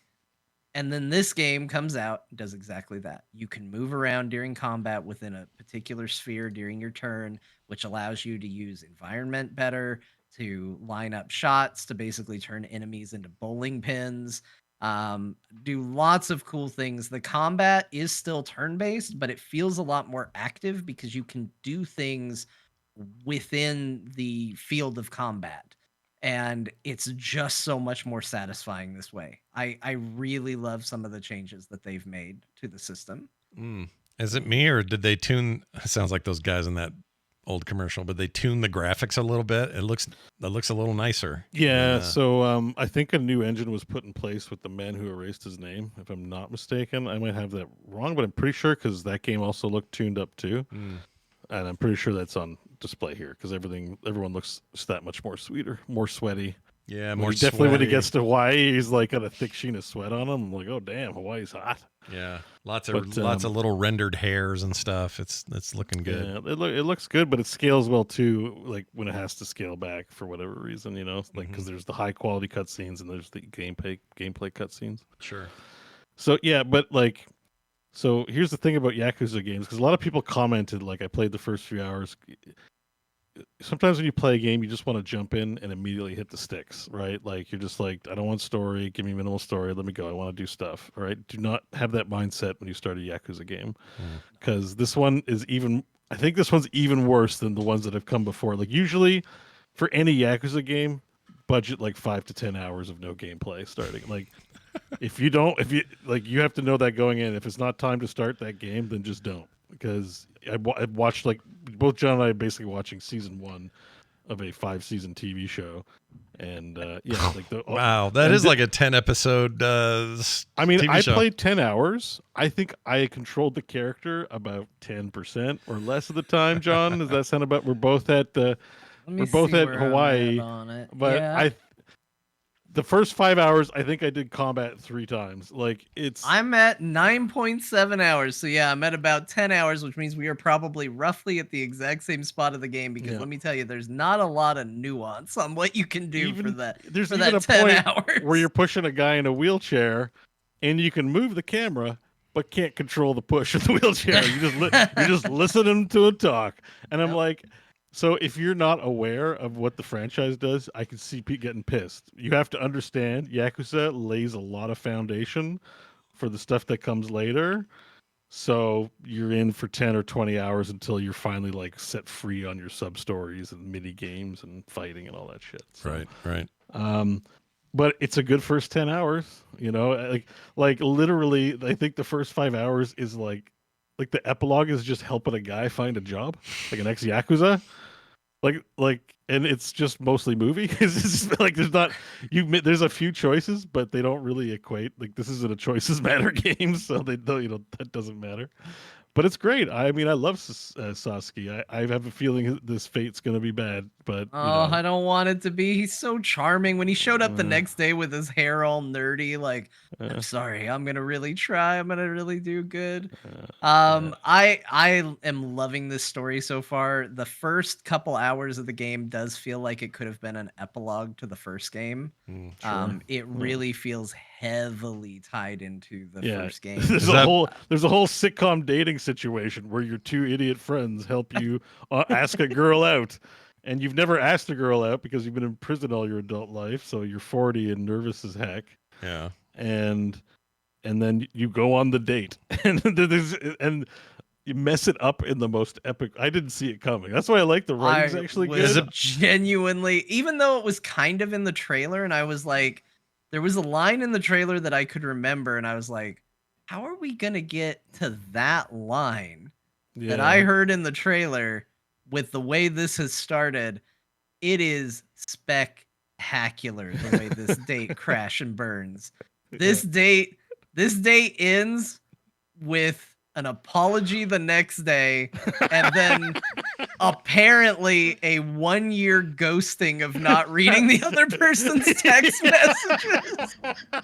Oh my lord. And this game is so funny, dude. Like, oh, it's so good. Yeah. It's amazing. I loved it. I love the way that Kasuga frames everything in his head through his two friends. So like not only is he getting mixed advice from his two friends, and usually the advice is not good. It's like, hey, how should I wait for my date to arrive to a date?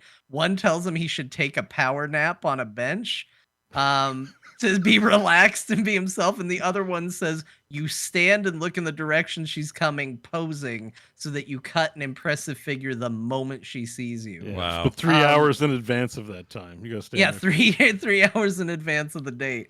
And so, but not only do they give you different advice, but then even when he's on his own and he's trying to decide how he should talk, he's like, should I be like this person or should I be like this person? As far as he's weighing options, he's viewing everything through the lens of his two idiot friends.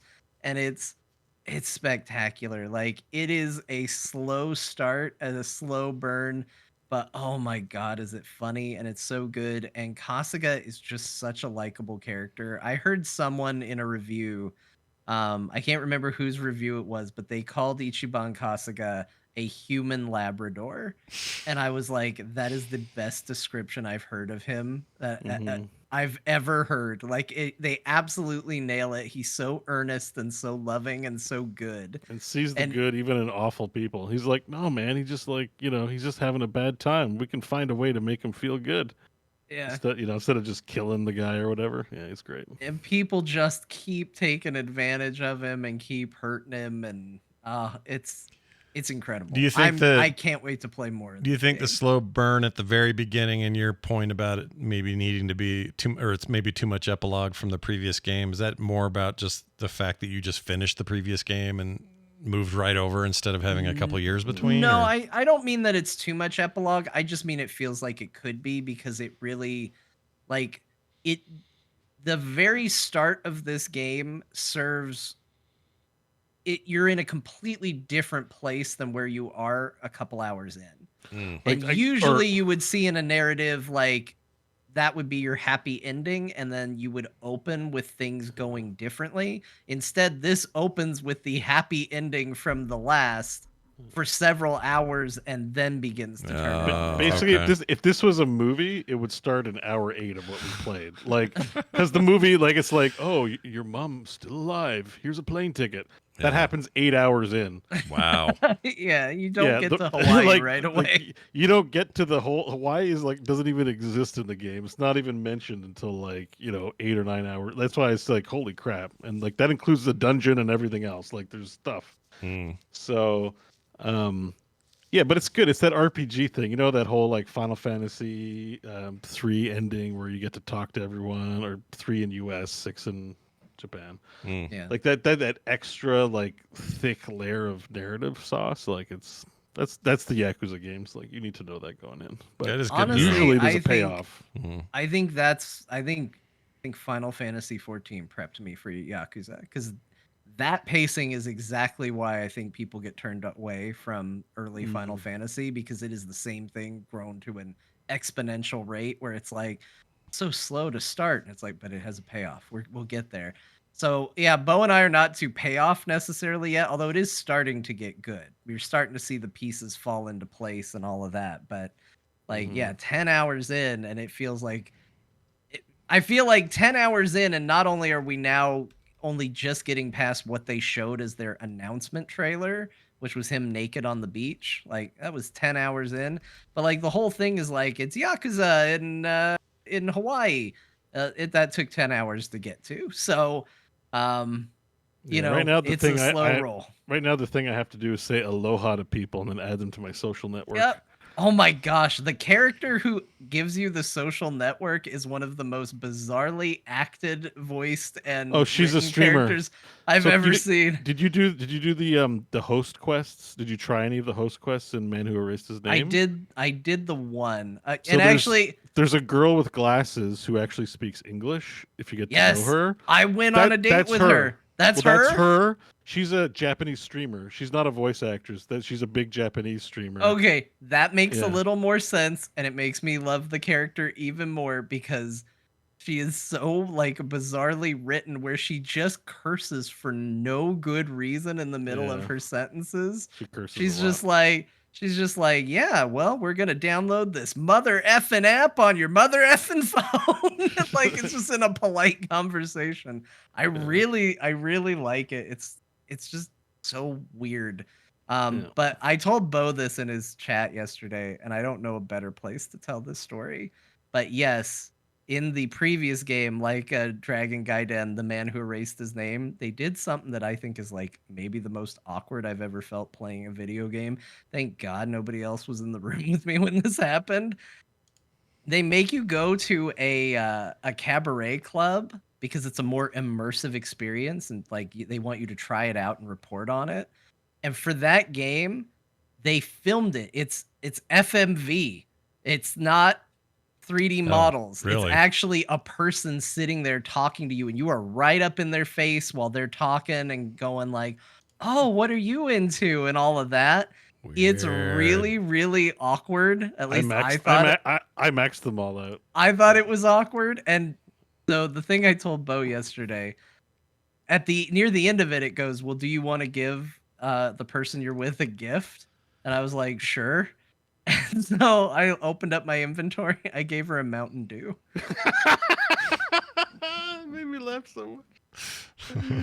Because for whatever reason, they have a deal with Pepsi in the Yakuza games as of the last game, I think, because it was in that one and it's in this one. I also bought a bunch of Mountain Dew in this game, and hopes that I can gift it to people. It's a good gift on a date.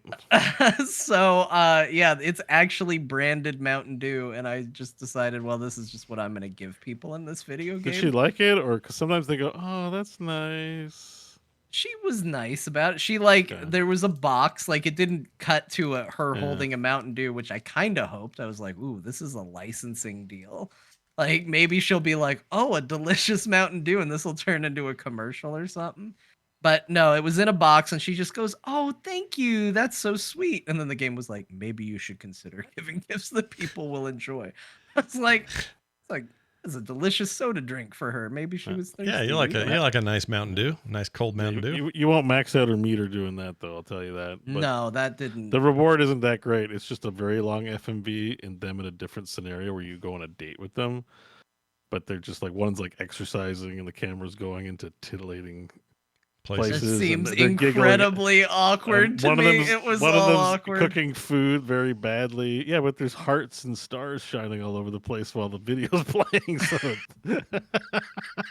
Wow, that's great. Anyway. Sounds like this game's a winner.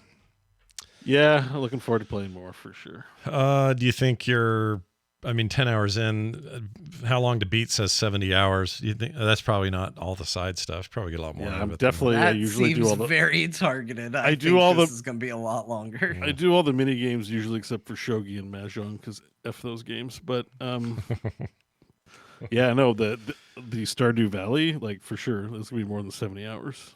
Oh yeah, I want to hear about that. I guess you're not to where you can do that yet, though, right? No. Yeah, not- also, speaking of Pokemon ripoffs, this game does have a Pokemon ripoff. The last game did too, for that matter, but it was just collecting data. Mhm. In this one, you can actually get your Sujimon to fight one another. Mm. Yeah, Sujimon battles. Yeah. Sujimon battles are a thing, Wow. and boy, they lean into it so heavily with the Sujimon. Like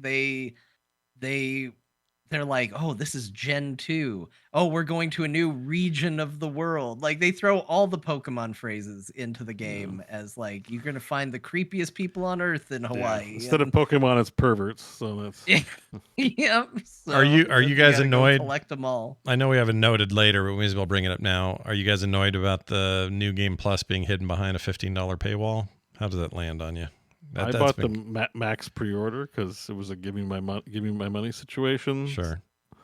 I don't think it's a good policy though. Yeah. Yeah, I don't like it. I don't know. I don't think it'll be necessary. I don't think they should do it, but like I want these games to keep coming out. I don't have a problem supporting the games. The But thing like if you don't like it, don't buy it. I don't think it's going to be necessary. The thing I will say about New Game Plus, like I never played it on Like a Dragon. It's such a long game. To finish the pinnacle content, I had to get all my I had to get jobs to level 99 and my characters to level 99 to do like the pinnacle Millennium Tower. Mm-hmm. On regular game. I'm not going back to play a harder version of the. I'm just not interested. Like I think they probably don't even need to put New Game Plus in this game. They just put it for the diehards. So they're trying to monetize them. I think it's a bad deal because there's no new content in it. It's kind of sucky. But Yeah. $15 for is most of us, it doesn't matter because I don't think it's a game that's worth playing New Game Plus for personally. all right, let's move into our individuals. I am still playing Forbidden West. To all the naysayers that say I will not beat that game, I am getting very far in it, and I think I'm going to beat it. Committed. You are I am. committed to getting through. This time, both my finishing of the first one and then this one, the story has just wrapped itself around me. I really am into it, and I don't know why I didn't feel this way before. Again, maybe the hype bubble, maybe another reason, I don't know, but it is very in my veins at the moment. I'm really into it and loving It's it. coming to PC in March. Oh yeah, that got announced this week. So March is your Forbidden West, Nice.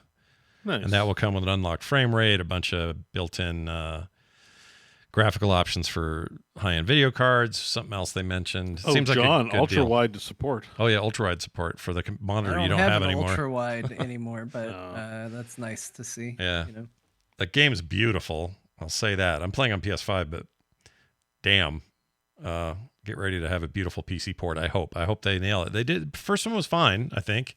Maybe a couple of bugs in the early days of it, but I think that got fixed pretty quick. So I would This be game excited. looks pretty sick. I should play it. It's cool, man. Story's great. Every time I see Lance Reddick, I get sad. And it's got like Transformers in it, like Dinobots. It's got big old, like, some of the stuff you fight in this thing. It's like, I don't know who's coming up with these ideas. It's amazing. And 2 is just, having gone from 1 straight into 2, it's really obvious the improvements, and just the improvements graphically, but also face capture stuff's so much better. The voice acting from secondary characters is better. It's just a better game. And I like how the inventory is handled this time around. It's just really good. Anyway, Forbidden West, rad game. Also grabbed Timberborn, which Bo had been raving about before. Yeah, big day. Yeah, it turns out that game's very cool. And I was worried that the beaver thing would wear on me. Like, I'd just be like, oh, beavers, cute. Cute little beavers. Like, I didn't think I'd be able to take it as seriously. I was wrong. It's like, I don't know what it is. I don't know why that thing's got such a cool vibe, but it's really good. And they just added a feature that pollutes water. Like the latest patch feels like it's a nod toward all the fans like you are of what's the one called that you love that everyone dies? Banished.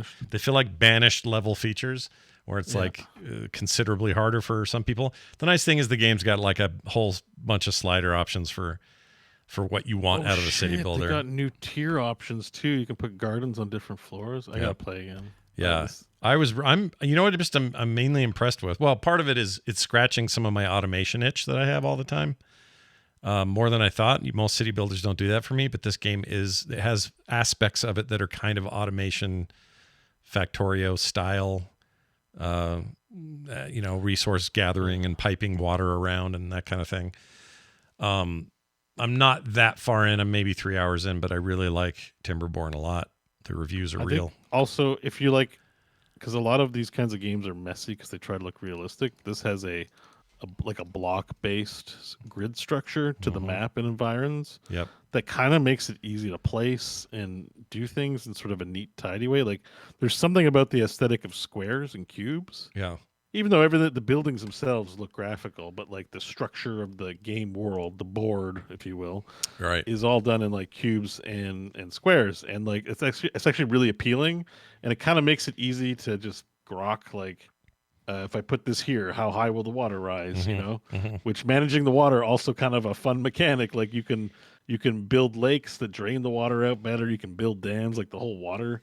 You can flood your place, and that sucks when that happens. Yeah. This game is like a absolute S tier game, honestly. Like if you want a game where you're like, I'm gonna play for an hour, and then you play for 14 hours, and then you go to work the next day, but you're at home, so you turn on your computer and pretend to answer emails while playing the game, also while at work the whole day. Not that I did that, but that's the kind of thing that can happen with a game like this. Definitely can happen. This is the game. This game, like, I love this game. It's really good. It also captures a lot of what I loved about those Caesar game. What was I forgot the name of the people who made it, but Pharaoh. like Caesar, Pharaoh, all those. Caesar. It's got some of that in there as well. The way patrolling works and some other things. It's just really got a vibe, and I'm very impressed. Very happy to finally try it out.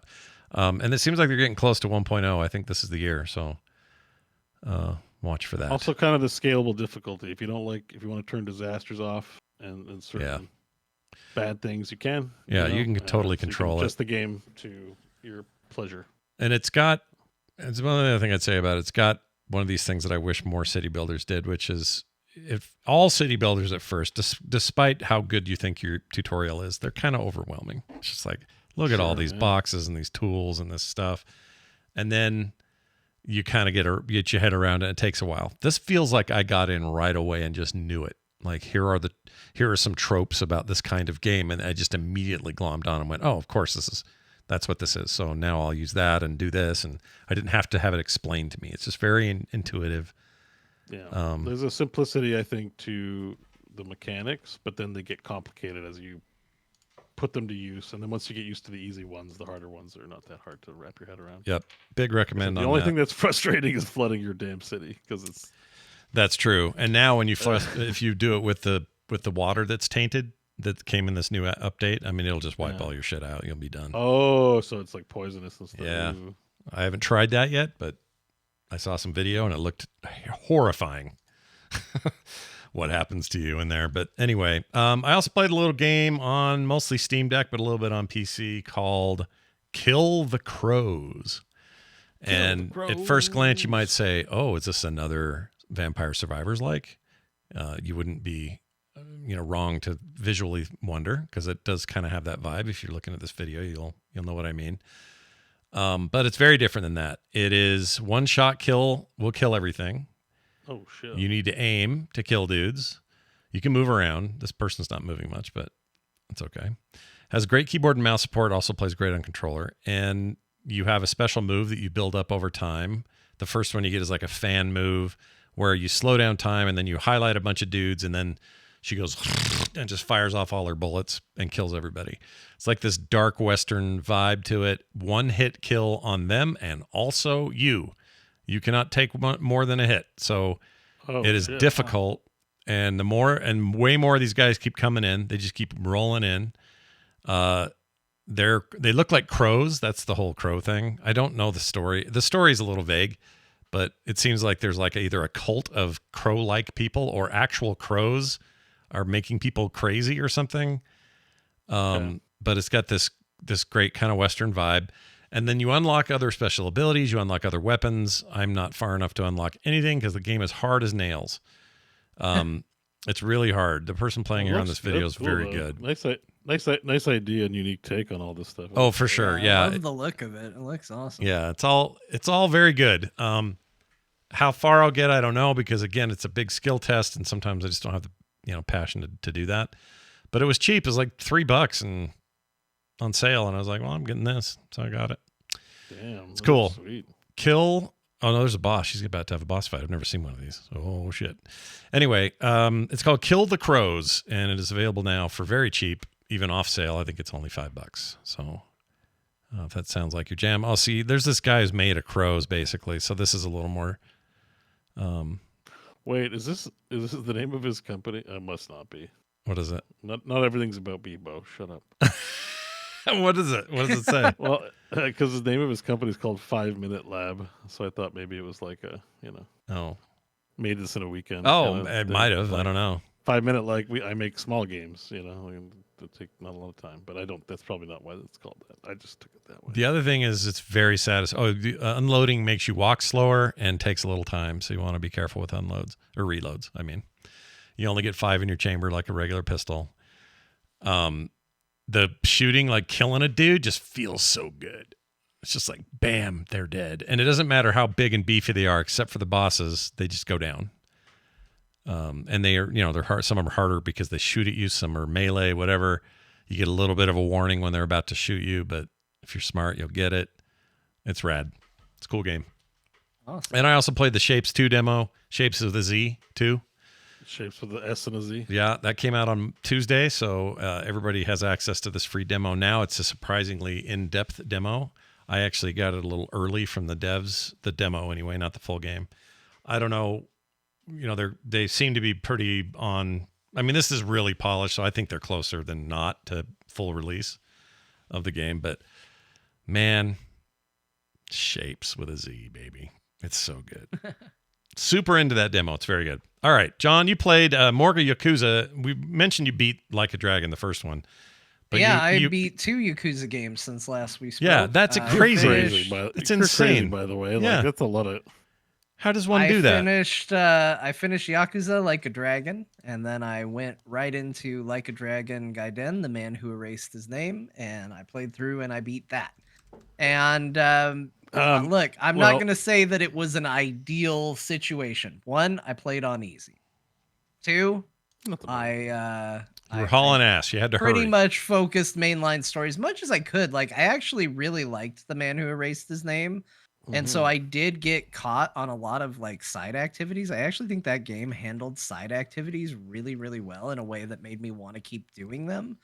And I found really fulfilling. So there was a lot to like there. I also think that The Man Who Erased His Name has one of the coolest settings in a video game that I've ever seen. Like, you go to a place called the Castle, and I haven't been this excited about going to like a sudden place that I wasn't expecting it to be what it was since the Golden Saucer. Like, all of a sudden I was just like, oh my gosh, this place is incredible. This place is amazing.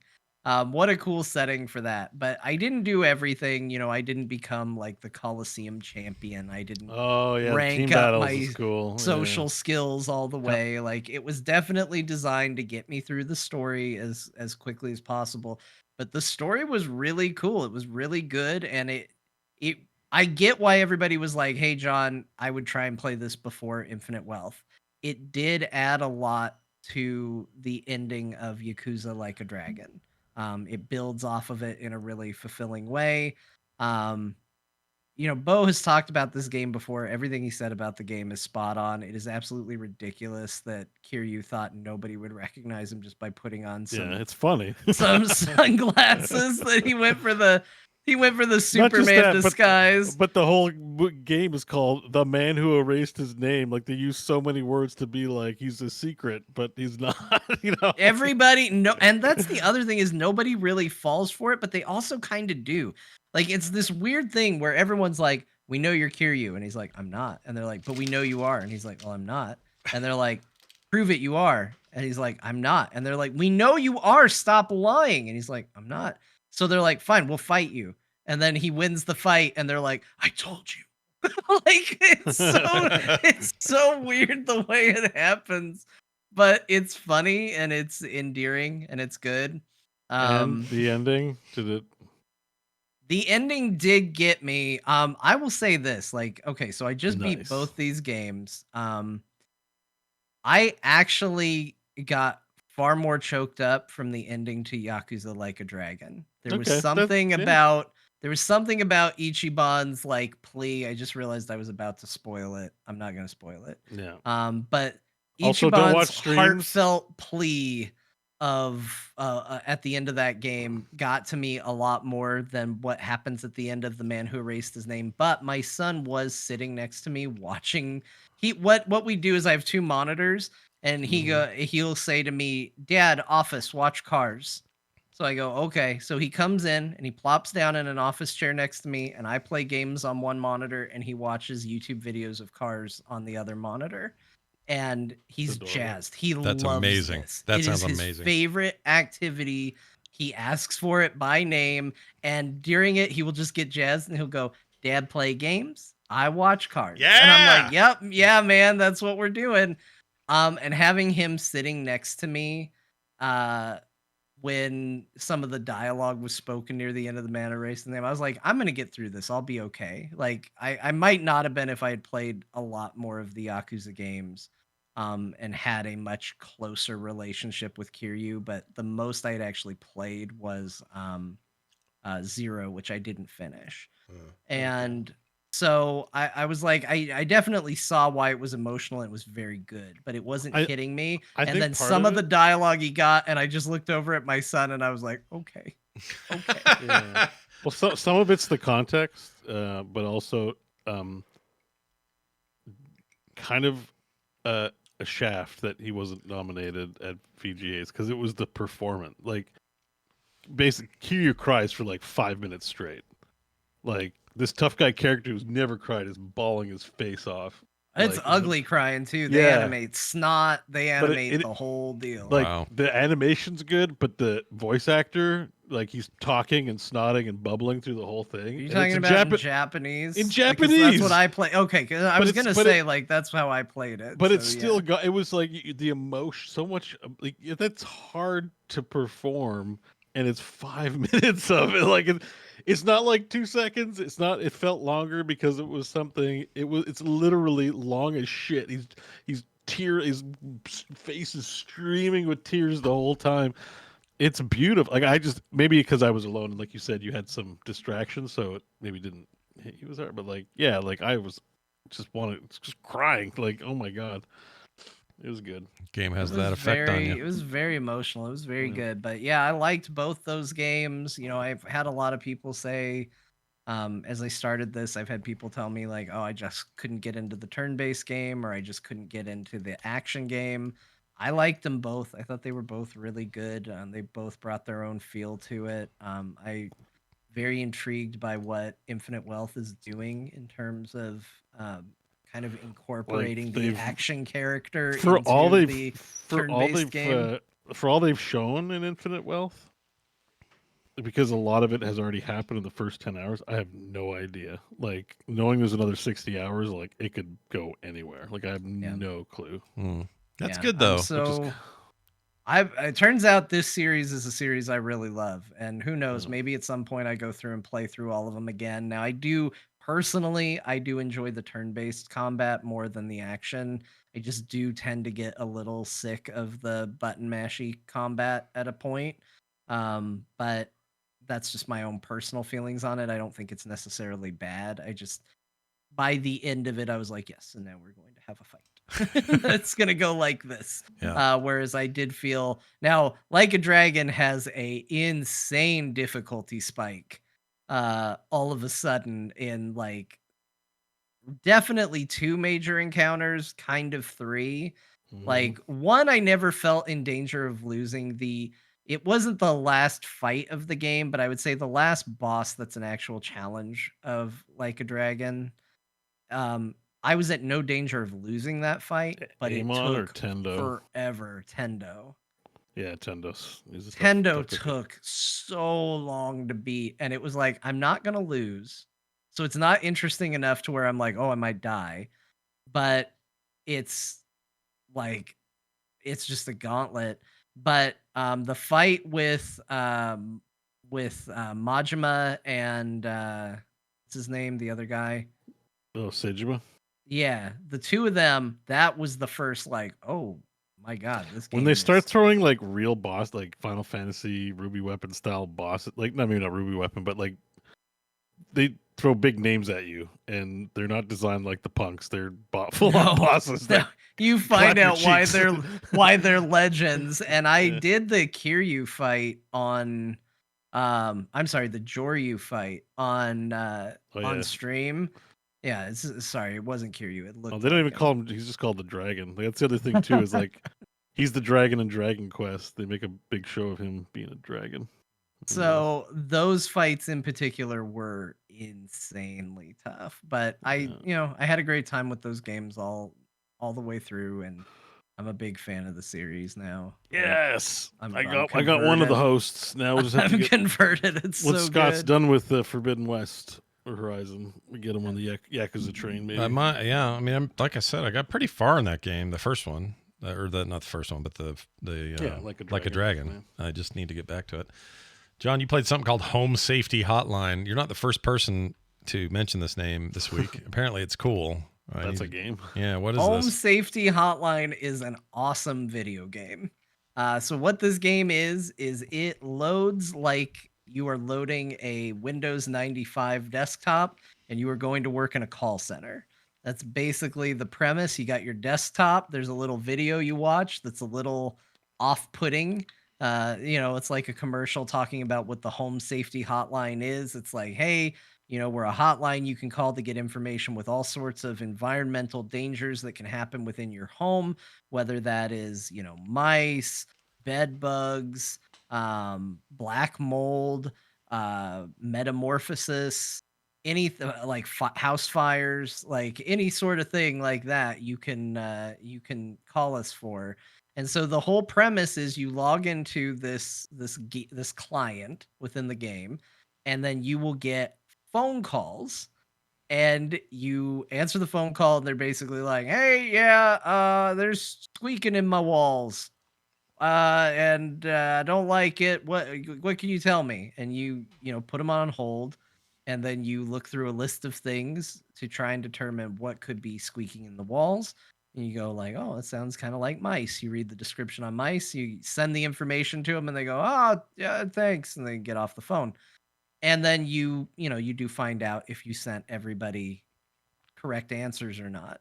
And then as you go forward multiple days, you unlock more and more home dangers that you could possibly run into. Some common things we all might experience, like having hobs in your house or a basement slug.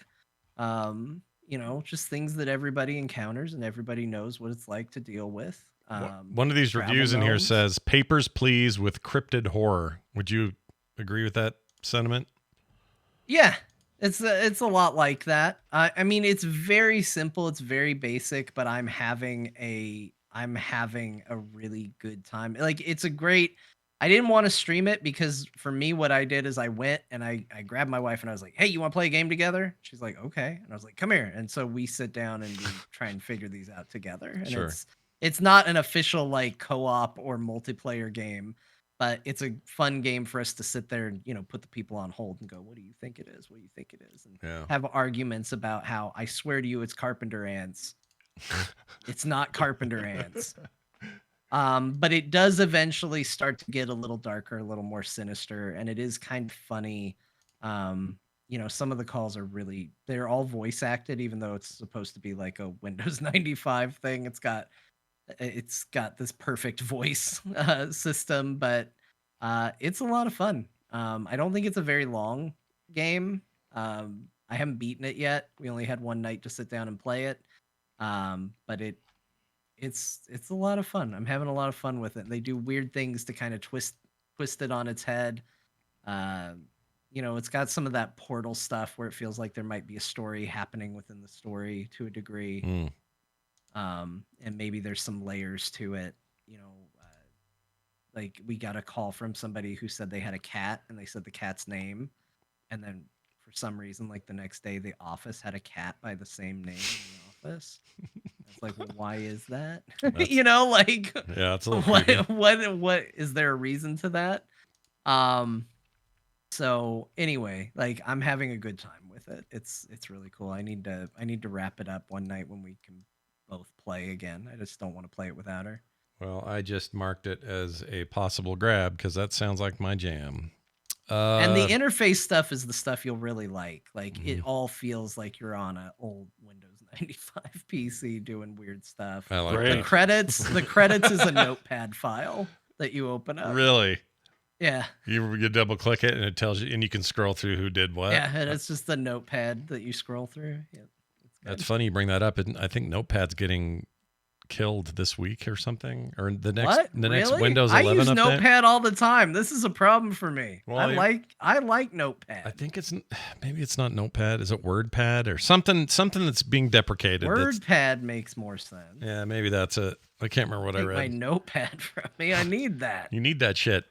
John, you also Frog Wrestling happened, and soon Frog Wrestling will. Oh, go ahead. It didn't happen yet. Oh, all right. But I do want to give an update on Frog Wrestling. Here's the official encore update of Frog Wrestling. We've been on hiatus for a while. I said I was going to take a break going into the new year. Frog Wrestling is starting back up next week, next Wednesday. We're going to be starting Frog Wrestling back up. Now, there's a little bit of a caveat to this.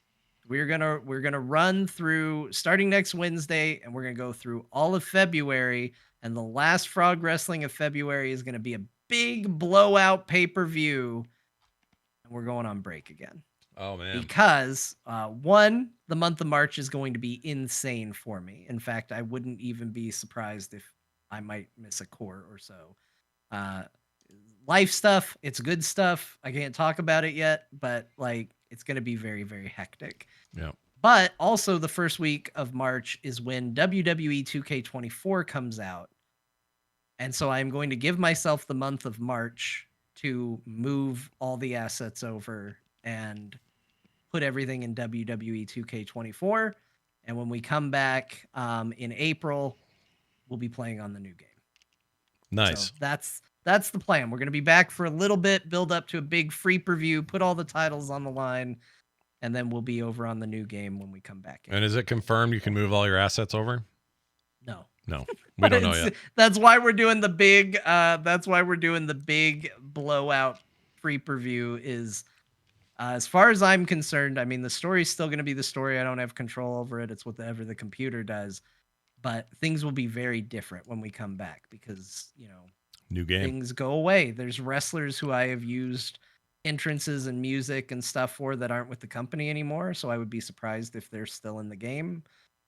There's new stuff that I might want to make use of. So as far as I'm concerned, April would be like a season 2.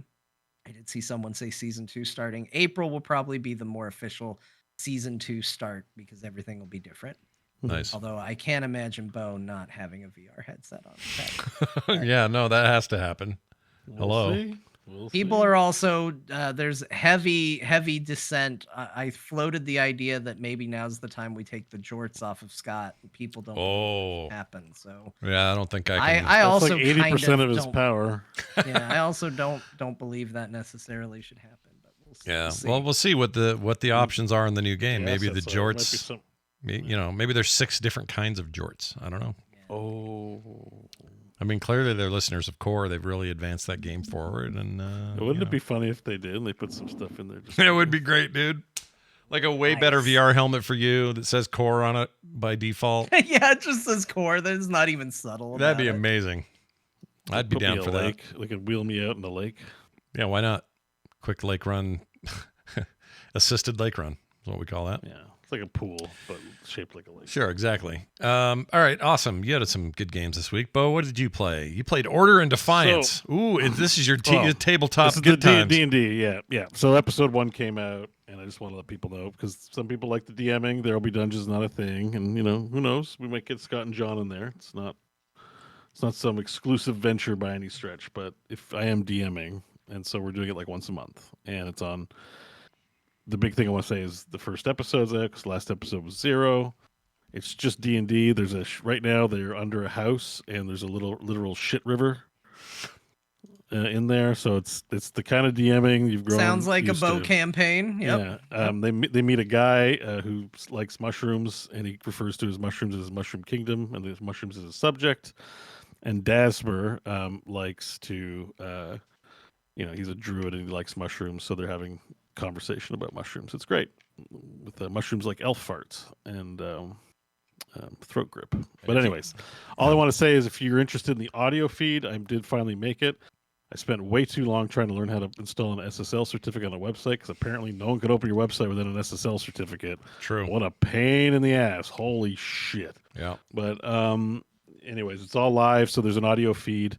I also moved all my feeds over to Acast now as well, so just be on the lookout for that if for some reason you're subbed to something I did. But there's an audio feed for Order and Defiance up, so Nice. go to BoSchwartz.com. You'll find that shit. Nice. That's it. Yeah, it's fun. D&D. It's a good time, turns out. Now, the one game everybody was talking about before Palworld, it was going to be the big survival bomb dropped this year, was this game called Enshrouded. And then Palworld happened, and now no one knows about Enshrouded. So please tell me how Enshrouded is, and if it's good, I'm buying it. Which is funny. It's just funny because Shroud is playing Enshrouded.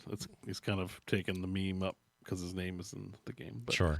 So I think some people are playing, like it is hitting some ripples. This is all right. So if you're not into Pokemon and don't want the survival, you should just play both. It's not an either or. But Enshrouded is take Valheim and turn down the simulation meter a bit and turn up the third-person action RPG up a bit, and that's what you got. Ooh. So sounds good to me. It's still not the best survival game in my opinion, because when I chop trees down, the trees land on the ground and roll around and can injure things. There's a simulation aspect, and this one's like you chop a tree down, then the collision box turns off, and it just floats into the ground. It's really dumb. But different survival games for different tastes. It doesn't mean it's bad. It's just this one is, do you like Zelda? Do you like Elden Ring? Do you like Horizon Zero Dawn? Do you like third-person action? Great. I've got a game for you where also every now and then you have to build a house. And that's what this game is. This is like life. Basically. This is like the game of life. You do every once in a while you got to build a house, but otherwise you kill some demons, and then it's like, oh shit, you got to build your house and build some new weapons. But it has loot drops, like you can get an uncommon, rare, epic item, and you can upgrade them. It's just in most games you get the item and you got to take it to the blacksmith who'll do things. In this game, you got to rescue the blacksmith, build the blacksmith's kiln and his forge, and put a roof over his head, and then do the same thing as you would do in a game where you don't have to build things. Now, I'm being a bit facetious about it because it's very good. There's a lot of tools for building things. The menu system's not my favorite. It's a little obtuse, too many non-game screens and button clicking, but it's not terrible. It's just not the best. But the action's fun. You parry, It's just like Elden Ring. It's like parry, block sometimes, hit, stagger them. They have a stagger meter, do HP damage, get items of varying rarity, upgrade them, get armor. And the world is, again, kind of, it's graphically a lot more natural or Unreal Engine-y than like a Valheim that's stylized and voxely. But it's still good. Both are good. This is good. Looks good. This still uses voxel. This uses voxel. It still building, uses right? voxel for its like, yeah. But I'm just talking that look of like, Oh, I see what you mean. the pixelated when the graphically Valheim, looks Right. has that pixelated voxel look. I think this is just in its like world construction. So what's cool about this is you can set up a server, but this is less of an MMO server. You should just kind of play multiplayer with people and have progression through the world. It's got a gigantic map. It's not randomly generated. It's a static map. It has but the good part about that is that it has settlements that you explore, dungeons, castles. Like it's designed as like an adventure game, but with the survival thing in it. The amount I played so far, I enjoyed. Fun game. I think I would get more out of this playing with some people regularly. But I don't think this is like Palworld. We're setting up a server. Anyone can drop in. It's fun to have people around. We can team up or not. To me, because this is a progression game, it feels more like a Baldur's Gate thing where probably maybe you do some building on your own, but I wouldn't want to progress the campaign without my multiplayer people. You know what I mean? Sure. Yeah. But the combat is, I think, I haven't, because I'm not very far in the game. Like I played maybe 10 hours. It kind of ranges from easy to really hard. But it's not, as challenging or balanced maybe as like an actual action RPG. That's sort of the trade-off. Okay. And the main loop is there's these areas that are enshrouded. It's basically like an oxygen timer. So you go where it's enshrouded. You have 5 minutes to get in, get out, do what you need to, or clear the enshroudedness by killing a big root. And then there's like big bosses and stuff. And that's it. But it's good. It's fun. Again, I played it. I was like, I don't know about this, and then I kept playing and playing and playing. Like that feeling of just sticking around and playing more. I got that from this. I'm, a little bit frustrated because I want to play Infinite Wealth, but I'm like, oh, Enshrouded might be fun to get back to. It has a little bit more of like a progression tug than Palworld does. Like Palworld's kind of like sandboxy, and this one's kind of like there's levels to explore, things to get, and story to push forward. So yeah. Well, it looks really interesting. I think I'm going to grab it. It's early access. So again, any of these games, including Palworld, you don't need to play right now. They're not released. Yeah, they're not done. I'm looking forward to Valheim release. Like once Valheim releases, I'm going to be trying to get a start to end game session, maybe like a month or whatever. Play the actual game from start to completion when it's finally freaking out. Yeah, so cool. These games, they're also in early access, so you can play them now, but also they're not really out yet. So cool to wait too if you want. Yeah, I don't know what their timeline looks like, but my guess is this isn't even a 2024 1.0 release. Probably next year. Yeah, I would. If you like survival games, I couldn't even tell you which one was better. Like if you don't like survival games and want an on ramp, I can tell you which to pick. Like if you like Pokemon, go Pokemon. If you like third person action, go that one. But these are both solid survival games if you like the survival genre. Pretty good week for new games. Tekken 8 just came out yesterday, 90% on Metacritic. Like a Dragon, 90. It looks fantastic. Yeah, kind of across the board, just some good stuff already this year. Skull and Bones coming. I know I'm alone in this, but I'm holding out hope for Skull and Bones. All right, I just am. Yep. That and like Suicide Squad, Scott. They're gonna be the big hits. Get ready, line up. I feel like though this week, like I don't often feel this way about games, but I just feel like this week lasted like a month. It does, doesn't it?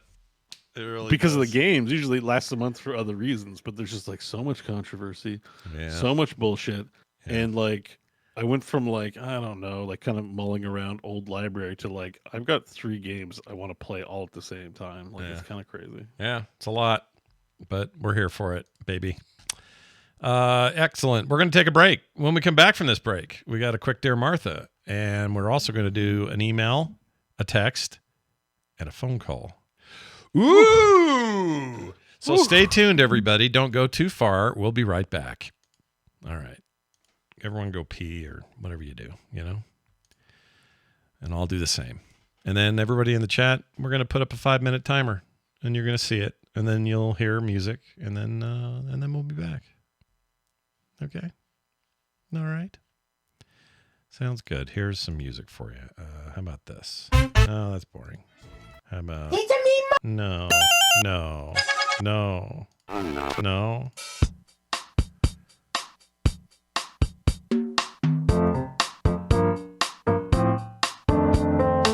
Oh, you get tired of that. No. No. Ayo! No. No. No. No, it's too quiet anyway. Oh yeah, I'll do that.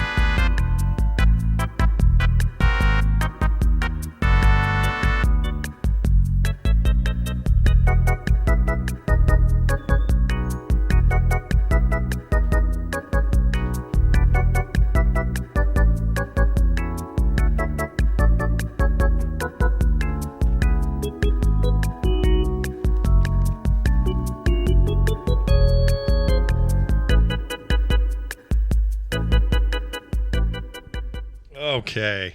Well, hello, Scott. Hi. Took a little longer than I thought because the freaking OBS died on me. It happens. I'm jealous. I just saw you come back with food. I am so hungry. It's some kind of ramen thing, and I said, Kim, I can't eat on the air. And she says, well, this is one you can just take a little sip of here and there. And I'm like, all right. My wife is bringing me home Culver's. I just found out. Ooh, nothing wrong with Oh. Culver's. If I seem to suddenly develop zero opinions, it's because I'm just trying to get to Culver's faster. I like it. All right, chat. You guys can all see us. Did it pick up the same? I better go look. I don't know what happens when it loses. If it starts a new video. I mean, I'm on YouTube and the same thing is going. So Okay, so it looks like it YouTube seems reconnected. fine. Yeah, it must have reconnected it. Twitch is the same, obviously, and then the rest of them don't matter. Yeah. Who cares? Who cares Who about? cares? Who cares about Twitter/X? Err. Although it looks like it's the same one too, still working. So, Great. all right, we're good. Great. Bo's back. Bo's back. What else could you ask for, We're all really? we're all back. We're all here. We're all here. Okay. All right. Well, let's see. Oh, I do have to re-record. That's fine. That's just video. That's easy. This one's still paused. Okay. All right. Well, as soon as Bo picks the boogers out of his air headphones. What's he doing? Gotta get them all out. You don't want to look. That's gonna be sitting over his ears. You don't want to. There we go. You don't want a dirty ear hole. Oh, you're muted, Bo. He's still muted.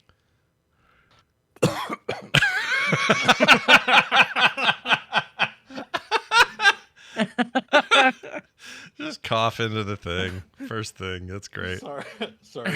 No, it's great, But, dude. my earmuff came off. Oh, well, that's no good. Man, it's hard to put back on. I hate that. Yeah. These do that sometimes, these little Sony things, and they piss me off. All right. Well, you're back. I'm back. Everyone's back. Let's get back to it. And we're back. Hey, everybody, we're back. We had an earmuff problem, but it's all squared away now. Whole thing you don't have to worry about. Kind We'll of. put tape on it. We're going to go ahead and get straight to what's next. And what's next happens to be something very thrilling and exciting, and that is an episode of Dear Martha. Yes, that's right. John has prepared a little something. Looks like a review today. Is that what we're doing? No, we're doing a game show. Oh. It's the Oh. Dear Martha Steam Review Game Show Core Multiplayer Edition. I'm on the wrong tab. That is fantastic. Well, let's do it. Sick. Anything special we have to plan for or do or say? Or Nope. So as usual, what we're going to do is I'm going to read a Steam review in the Dear Martha style, and then I'm going to give you 4 game options that review was for. They just so happen to be the past 4 games that we played for Core Multiplayer. So this review is from one of the 4 games we played recently, and we'll see if you guys recognize where this review might have come from. All right, fair enough. Here we go. My dearest Martha, people die when they are killed. Yours in this life and the next. Box. I didn't expect that. I don't know why I didn't expect that. That's it. There you go. Now, was that review? We're going in reverse chronological order here from A, Sea of Thieves, B, Deep Rock Galactic, C, Lethal Company, or D, The Finals? Lethal Company. It's got to be Lethal Company because you don't die in anything in those other ones. You all respawn in them. Sorry, so when you get killed, you die? People die when they are killed. People die when they are killed. People die when they are killed. This feels... I'm going with Lethal Company, but it's so... Yeah. It's so obtuse. I'm like, All right, you know what? Same. I don't know. The rest of those don't fit. All right. Yeah. With 1,117 hours at the time of the review, Box wrote this review for Sea of Thieves. Ah, damn it! But you don't I can't die. figure out what it means. You don't die. Wait. you respawn. I was like, you kind of don't respawn in Lethal Company. I don't know. I saw this and I was so perplexed by the review. I thought, well, that applies to. It feels like every game and no game. So we'll just. Was this do like that one. did you find this review helpful? Like 1,000 idiots upvoted it. Yeah. A lot of people upvoted it. Yes, it's a very upvoted review. I'm shocked by this. All right. Well, that guy knows something we don't. Is what I take from that. Excellent. Well done. Always fun. Let's now walk over here to this thing, which I don't have in front of me. Hold on a moment. There it is. Okay, here we go. That's a good question. We got some feedback this week. Let's start with our correspondence from an email, form of an email. This is Charlie B. wrote in and says, has anyone on the show played Lies of P? It's a fantastic Souls-like game that draws inspiration from both Bloodborne and Sekiro. My lord. I know Souls-like games aren't exactly Scott's favorite genre, but I could see John or Bo playing it. Just wondering if anyone had it on their radar. Love the show. Keep up the great work. Listening to Core is the highlight of my week. Well, thank you, Charlie B. I think I'm the only one that played it. I played. Oh, you played it? I played Lies of P. Yeah, I talked about it on the show. You never. How many minutes? Yeah, not very long. I played maybe 2 hours, but enough, more than just a little. It is. I don't remember listen that. to the show. I don't remember that at all. It is very Souls-like, so it didn't keep me past the 2 hour mark for all the reasons I've talked about over the years. And it's not, I could tell that I was playing a quality product while I was playing it. It's just not my jam. And I think where I gave up was about 2 hours in. I had a horrible walk back from a death that just made me go, oh, right, these games sometimes really punish you for dying. And I hate that feeling, so I quit playing. That being said, I know it was well received. People really like Lies of P. And I thought it looked really cool, and the vibe of the whole thing was rad. That's as far as I got. But I don't think you guys played it, or did you? Not yet. It's on my radar, but it was one of the things that got missed in a very busy year of gaming. I'll probably go to it at some point, but yeah, The way I'm not in a rush, but I'm interested. Mhm. The way I think about these games is not like I need to play every one of them. I enjoyed Elden Ring. Excuse me, sorry. You're good. I'm choking on pepperoni skin. Ew. It's like stuck back there, That sounds gross. Pepperoni skin. They got me with the pepperoni skin. I played Elden Ring because that was finally me dipping my toe into that genre. I enjoyed it, and I'm like not in a rush to play any more of them. But I will play Visions of the Erd Tree. Like when the Elden, because I'm like when the Elden Ring X-Pack drops, then that'll be a revisit. Like that's sort of how I'm thinking of it because I don't play them all, right? So All right. When is that due? Soon, right? I don't know. But they're taking a good chunk of time, so I have a feeling it's going to be like a meaty, good one, like a really good reason to step back into that game. Yeah. And so I'm looking forward to that. But yeah, there's been a couple that look cool, but I'm like, you're looking at 100 to 200 hours. I'd rather try to figure out how to marry Sachan than Yeah. It depends on what you're in the mood for right now, right? Yeah, like yeah, anything. It seems cool though. Like 2 hours isn't enough to say whether the game was great, but the reviews are all pretty glowing. It's on Game Pass, so that was low entry barrier. And this taking of the Pinocchio world in the direction that this game takes it is so unique. I've never seen anything quite like it. It's also very French. I don't know if it was French developed, but it feels everything about it's very French. It's cool. It's a very different take. So I guess I really respect it for just not being the same old thing. Like setting wise, it was like, we're going to do something totally different. And they did. So Charlie B, I'm glad you're enjoying it. And it sounds like John might one day, and who knows, Bo may have a change of heart. Yeah, I'm not saying no. Yeah, just that's why it hasn't hit the priority for me. We got a text that asked this question of John. Can John say Google goobers? Oh, we got the answer on Scott. Right I can't do it. I'm not a good, what do you call it again? What's it called? I forget what it's called. Tongue twisters. Tongue twister. I can't do those very well. We've already proven that you're very good at it, but let's do this Google goobers like 10 times or 5 times or whatever it is. Okay. Now, not to immediately make excuses. I am feeling a little gross. I'm a little phlegmy. My lips are kind of sticking together, but I'll do the best I can. All right. They still need Right. pepperoni skin. Yeah. No pepperoni skin yet, but there are worse problems to have, I guess. All right. Okay. Google Goobers, Google Goobers, Google Goobers, Google Goobers, Google Goobers, Google Goobers, Google Goobers, Google Goobers, Google Goobers, Google Goobers. There. Well, Is it's that enough? disgusting. Should I keep No, going? I that's thought you were plenty. only supposed to say it once. No, you're supposed to do it You're supposed to five. say it You- fast. Like you could say it. Anybody can say Google Oh. Goobers. Yeah, if you do it Like, slow. That's say not it Scott. He failed Not the me. first one. Yeah, I stumbled on the first read, but no, yeah, once again, just proves John's tongue twister Google e-peen. Goobers, Google Goobers, Google Goobers, Google Goobers. You have to say it Google fast, Goobers. though. I That's think just the fast. If idea I is say that it you fast, I'll do Google it. Goobers, Google Goobers. I'll try it again. Google Goobers, Google Goobers, Google Goobers. I can't do it. Goople. Google Goopers. Google Goopers. Yeah, John's the master of that. I can't do it. No. Thank you for that text. He's That, got premium mouth control. that was an anonymous person. I have no idea who that was who sent it, but I love that they did. Jay Terry, though, also texted us and says, the only actual exposure I have to Baldur's Gate 3 is hearing you guys talk about it.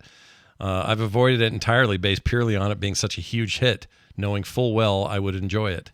we got a you texting we got a us, me. Scott. Yeah. We got People a like it? It's like, No. but I like the. I know I will love this game, so I've avoided it. Yeah. I'm like, what are you It doing? sounds What are you insane. doing? I realize that this kind of stuff sounds insane, but I am with Jay. Not every time, but a lot of times I get so annoyed that it just distracts me while I'm trying to enjoy it. Like all the talk around a thing distracts me. Baldur's Gate 3 is not really that problem, but like Palworld is that problem. I'm not going to be able to enjoy it for a while. I'll give it some time. This other survival game, the reason I'm so stoked about it is because everyone got all busy with Palworld, and I'm like, yeah, the underdog. Let's go. Let's play that one.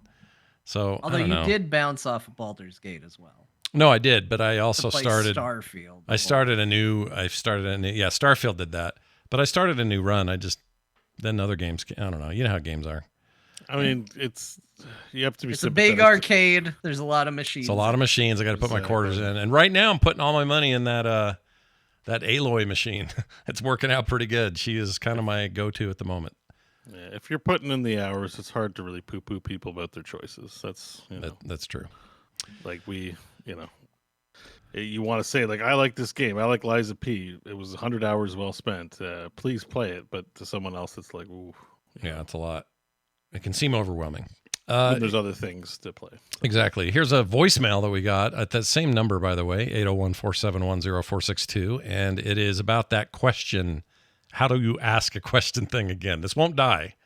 Everybody wants to keep getting into this whole. It's because I'm onto something. That's why. You might be onto something. I don't know. This is almost a I found bigger a deal hole than. in the English language. There's no way to patch the hole. The ship's sinking. Well, let's hear what he has to say. Here you go. Hey, core crew. I got to add my call to the mix about the asking stuff. You can ask someone their opinion. You can ask someone for advice. Asking isn't just about questions. So stop saying that, Bono. Love you guys. Bye. So he's saying you can ask about any of that stuff, just not, can I ask you a question? Is that what he's saying? So I can ask for your opinion. Yeah. I can Yeah. ask for your hand in marriage. Yeah. I can Yeah, ask for so- $1. Can I have $1? Yes. Yeah, but that was never the problem, right? No. That's okay. That ask, then it's like, oh, that's that word. But why am I asking a question? In the with a tail end question? here where he yells at you. You hold do on. nothing but ask with the question. Let me hear this bit one more time. Their opinion. You can ask someone for advice. Asking isn't just about questions. So stop saying that, Bono. Love you guys. Bye. I might have said that. I might have said, that, but, I fully acknowledge what you're saying. Yes, ask for hand in marriage, ask for an opinion, Right. ask to pass the salt. Right. But this all started with asking a question because, like, what else would you? Why do you like? What else do you do with a question? You always ask it. By default, questions are asked. You never state a question. You could repeat a question, I suppose. Yeah. You can also answer a question with another question, You right? can answer a question. Yeah. Because you could say, do you like infinite wealth? And I could say, do you like infinite wealth? I mean, we could go back and forth like that. I don't know You that might this. say, "Can I ask you if you liked infinite wealth?" That's not bad. Can I ask you this question? That's different than ask you a question. It's still weird because I'm asking. Like, can I ask? Did you like Infinite Wealth? But I haven't asked yet. Technically, No. I'm asking if I have permission. You're getting consent. Yeah. You the question. Right. John's shaking his head. There's no way that this solves it, does it? That's because if my dinner ends up cold because of this, I'm gonna be so sad. Well, let's just say I got nothing more excellence to contribute. Oh, so good. Well, then we'll move on from this. Real quick reminder, talktothecore@gmail.com is the email address. The phone number to send texts and or voicemails to 801-471-0462. Before we get out of here, I want to thank some brand new patrons. Got quite the list this week. Patreon.com/core show. We got Pasta Matt, or Pasta if you're down here. I don't know why that's funny, but it's funny. Yeah. I want to know Matt. where he got his nickname from. I don't either, but did you notice I did the Canadian way? Pasta Matt? Did you notice that? Pasta. Yeah. It's pasta. It's not just Canada. It's Europe What's for as well. dinner? It's everywhere pasta. but my house, apparently. Actung also signed up. A guy named Michael. Robert Baybox Hayes. Rob B. Jersula Brown, in all caps. That's a scary one. Well, that's how you know they're serious. I guess They're not so. messing around. Level Dupin Boob. Jurlisa. Leveled up noob. Oh, leveled up noob. Yeah, sorry. That's a weird one the way it's there. Scott Taylor. That's two people in my house. My daughter Taylor and me. Kevin Moon and Doom Pudding. I like it. And let's see, Dave Ebenhaka. Ebenhaka? Ebenoka. Something like that. You guys are awesome. Look at this great new list of people. And the reason they're here, well, they heard they'd get no commercials, and that's true. You won't. You'll never get them. You'll get pre-show and post-show content. You also get monthly cool stuff like art in the mail. I got video game-related art going out tomorrow. Monday, in fact. It's all very exciting stuff. If you want to be a part of it and help support your favorite show and literally keep it on the air, you guys, we require your assistance. Every day, Scott comes to us and says, "Can we cancel Core?" And I say, "Do we still have patrons?" And he goes, "Yeah." And I said, "We can't." We can't. In fact, I say, "I want to cancel it so bad, you guys."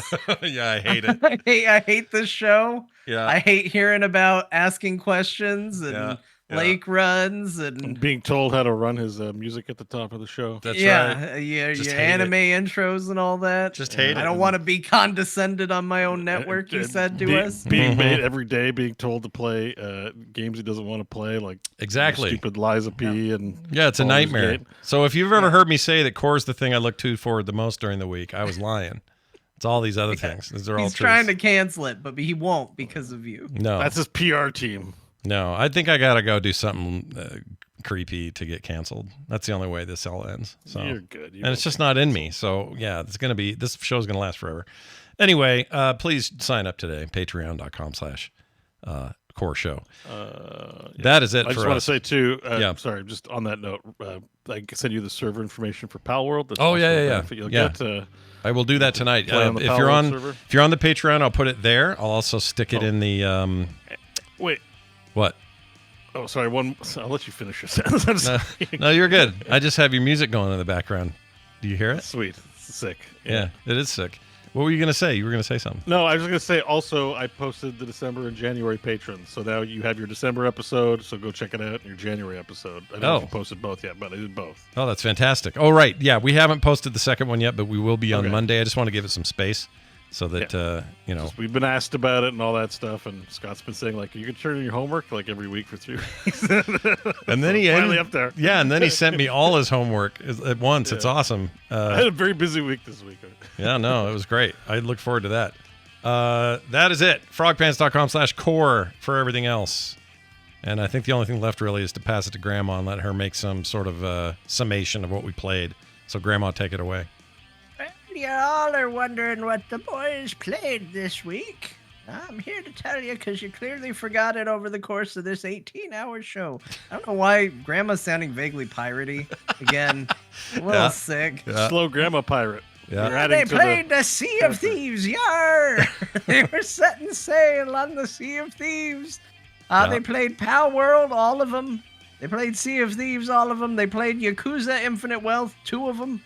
Yeah. Scott played Forbidden West. That's Horizon. Forbidden West. He Yeah. left it off there, but You knew. remembered. Yeah, Grandma knows. Timberborn, that's the game with beavers. Kill the Crows, that's the game with crows. Shapes with a Z2 demo, that's the demo with the shapes with the Z. John played Yakuza Like a Dragon and Like a Dragon Gaiden, the man who erased his name. The naming conventions are weird, but just, look it up. He also played Home Safety Hotline. That's the call center video game. And because apparently we're doing this now, he talked about a game he would play again in WWE 2K23 and 2K24. Yeah. BEAU pimped his own thing by talking about Order and Defiance, a tabletop D&D RPG. For those of you who like the fantastic There Will Be Dungeons, you might get that itch scratched over there. Yeah. He put it on the YouTube. He also played Enshrouded, another survival game. Yeah. We're lousy with them, it turns out. They're everywhere. That's going to do it for us. Thank you all for listening. We'll be back next week with more. We'll see you then.